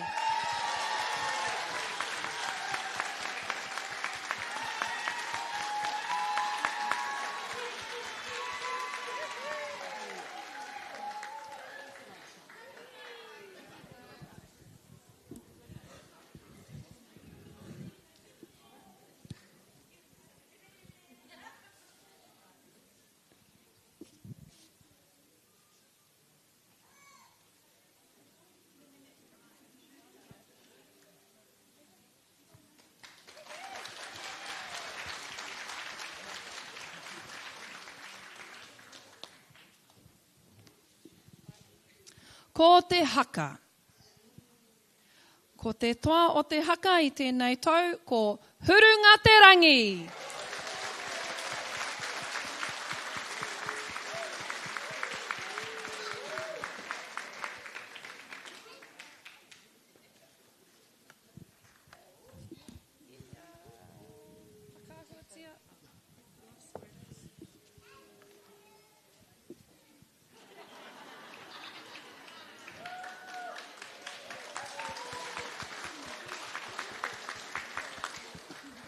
Ka pai kua tai ki te whakawātea. He ahuarere ke te whakawātea i te mea ko tēnei te revival item me ki hoki. So we had a special category this year that we added, which was a revival item. So we sent our tutors and our composers away to go and look in Nanny's cupboard or under somebody's floorboards for those little ditties that are hiding away that we haven't heard in a long time, and we heard a lot of them today, which was beautiful to hear. So this particular rōpū who has won whakawātea, it is also the winning revitalisation item. Ooh. Ka pai. Ko te toa, mo te whakawātea, me te waiata whakaora o Ngāti Whakaue, ko te Kuiro Marae.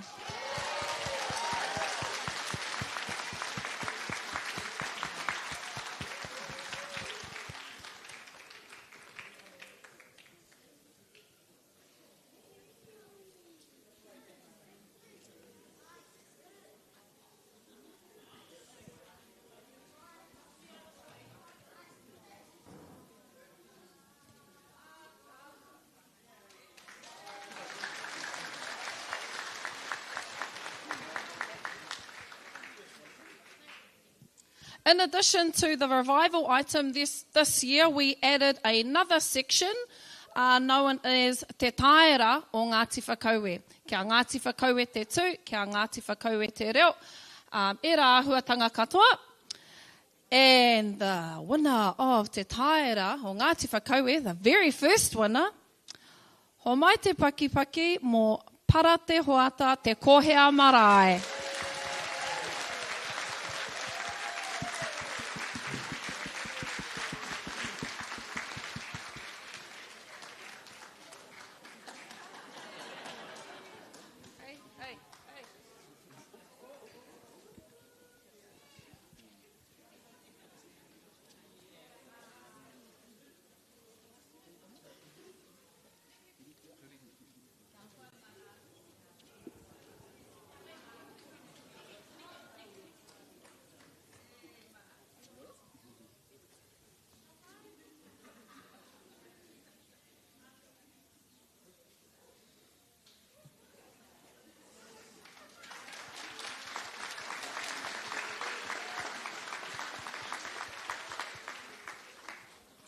Okay, kua tae tātou ki te whakamutunga.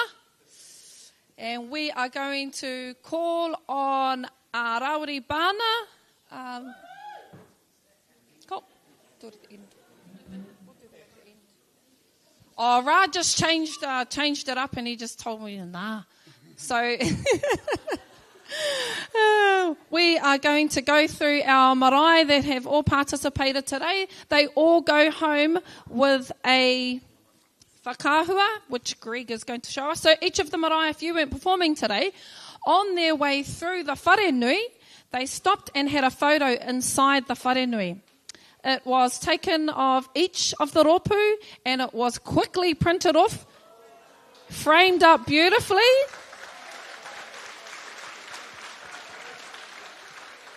And I'm sure they'll be proudly hung in everybody's wharekai or wharenui, ne?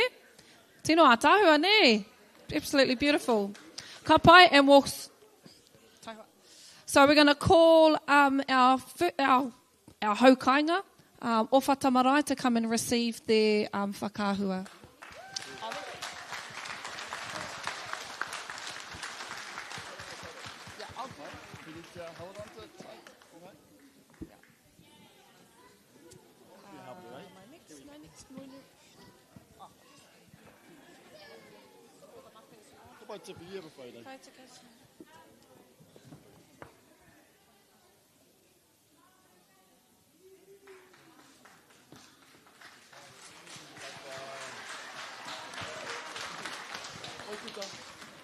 Hara mai, Waikuta Marae.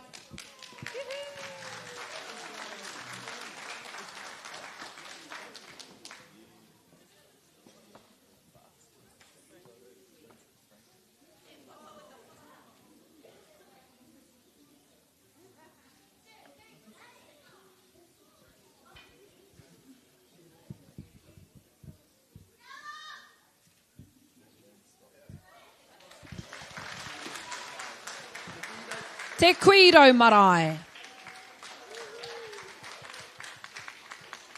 Hara mai te Kuiro.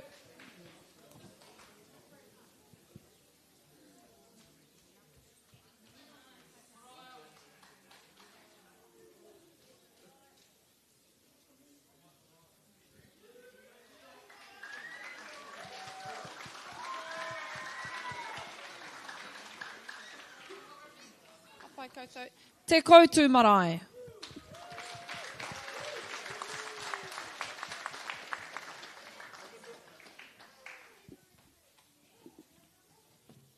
Put the clipboard down for this one.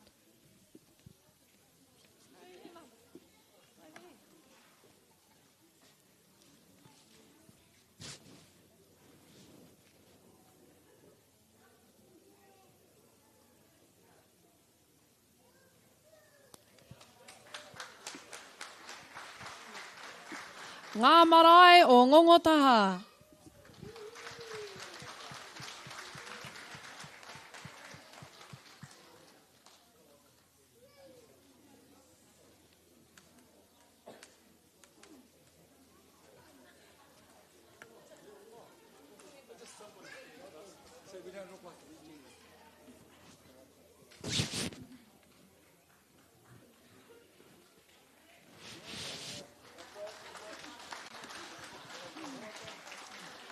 Para te hoata te kohea marae.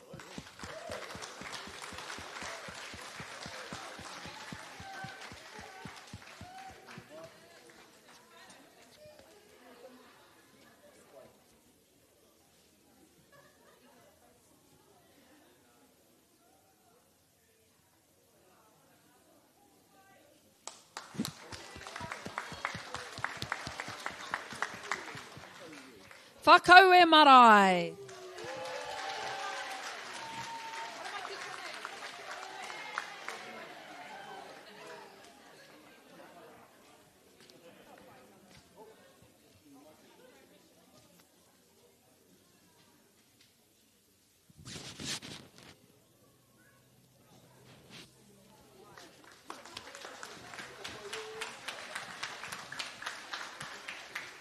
Te papai o uru.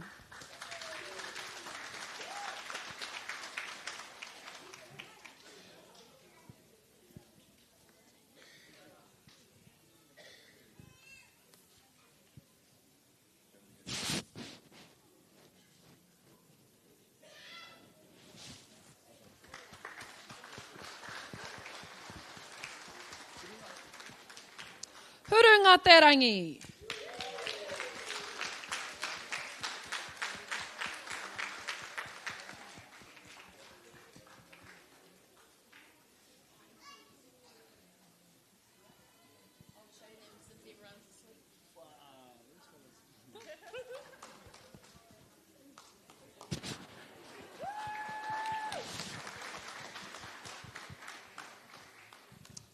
O mai te paki mō ngā marae katoa Ngāti Whakaue.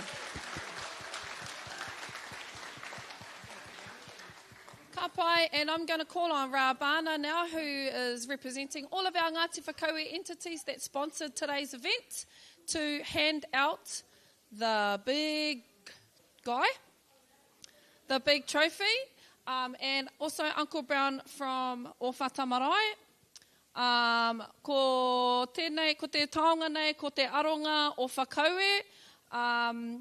We have some missing plaques here that will get sorted, but in 2014, our first winners were Para te Hoata, te Kohea Marae. Following that was te Koutu Marae. And our most recent winner was Waikuta Marae. Ka pai. Right. Where's my band when I need a drum roll? Ka pai. Yep, there we go. Drum roll, please, e te whānau. Ko te toa whakaihu waka, ka whakawhiwhia tēnei taonga, te aronga o Ngāti Whakaue, ko te Kuiro Marae.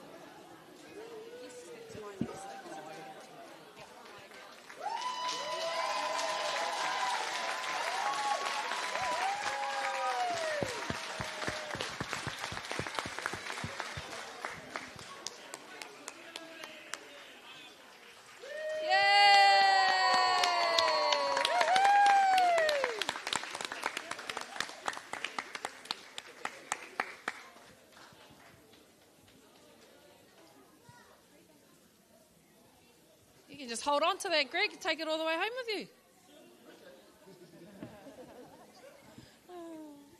Ka pai, and before we finish up, we've just got a few acknowledgements to make. Tuatahi, ki ngā kai pāpāho o tēnei rā, kia Ani Pātene, haramai Ani, he paku taonga.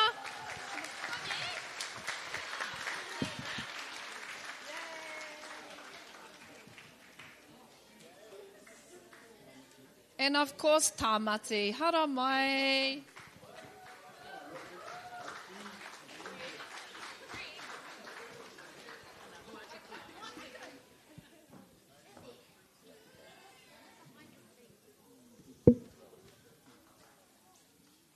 Paki paki mai te iwi. Tēnā korua.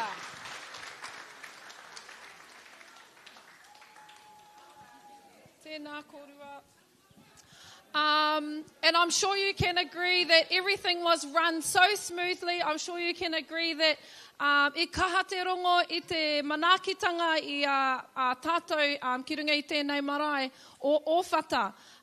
We have had months and months of planning alongside our Owhata Marae committee, and we just wanted to make special mention to some of them. Auntie Ona, thank you so much for putting up with us. Hey, wasn't the kai beautiful, those that got to enjoy it? Haramai, Auntie.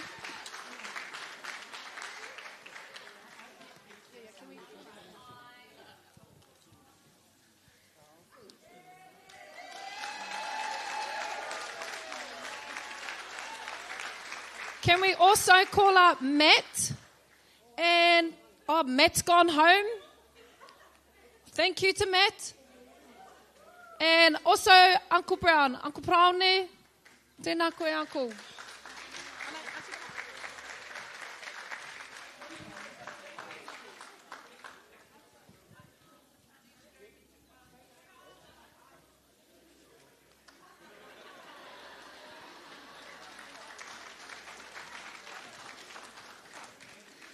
Ka pai, and I just really wanted to thank you guys, the tutors. It's a really difficult job, planning, composing, trying to choreograph, trying to get aunties to move tea towels the same way. It's a lot of time and effort, and without the commitment of our tutors, we probably wouldn't all get here today and look as beautiful and sound as beautiful as we all do. So can we have a big paki up for all our tutors?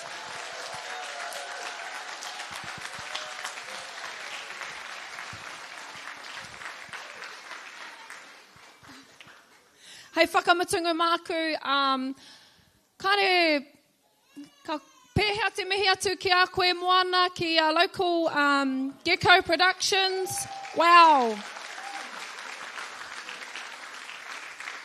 There has been so many hours put into this event. I'm sure you can all tell. We've had lots of upgrades from previous years, addition of marketplace. We've got big screens everywhere now, and it was them that brought it to life. So thank you to our local Gecko Productions crew that are sitting out there. Let's give them all a wave and a thank you.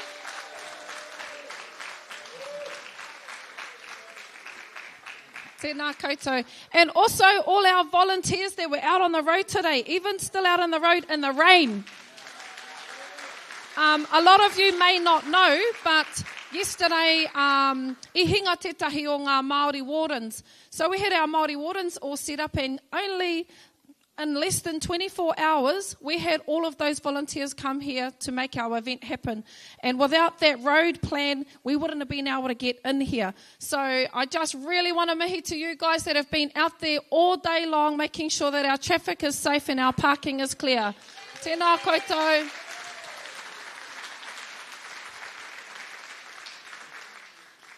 Atu I tērā, I think ko te oku mihi I tēnei wā, ka hoki atu ki a koe, uncle, hei whakakapi I tēnei o ngā huihuinga.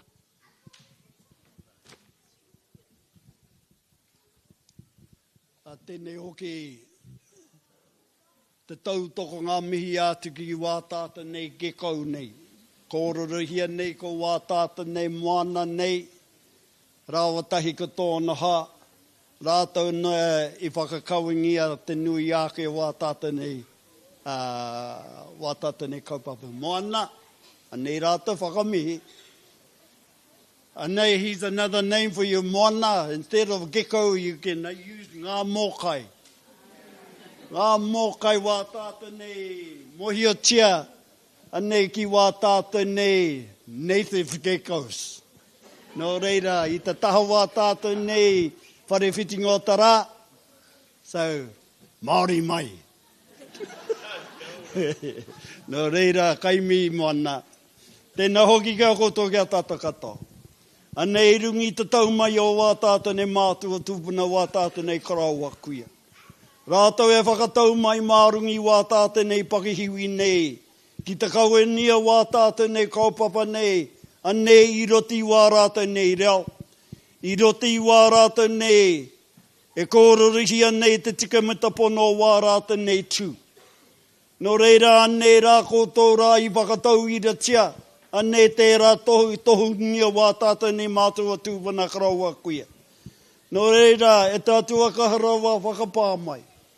Whakapā mai tēnei ringa hei whāriki wā tātou nei, anei, wā tātou nei whakauetanga. Kia korei wā tātou nei ware ai, anei ki wā tātou nei, anga mō mata a pōpō mata a tahira. Tēnei hoki ta whakanui ake wā tātou nei tamariki mokapuna.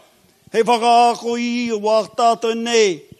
Pēhea te a pōpō, pēhea te a tahira. No reire tātua kaharawa, whakapā mai. Whakapā mai te tuakiri o wā tātou nei reo. Whakapā mai te tuakiri o wā tātou nei haumaru. Whakapā mai te tuakiri o wā tātou nei rea. Tēnei te rea, te ahu rea, a te a pōpō, a te a tahira. No reira, whiua mai te rere, te ke mai te rere.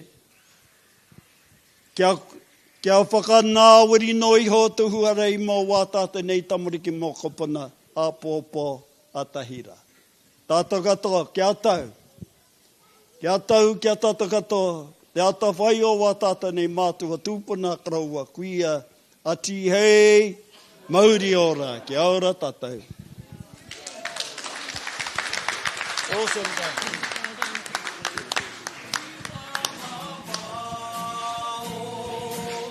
Te Koiro Marae, please come to the stage, please. Te Koiro Marae, come to the stage.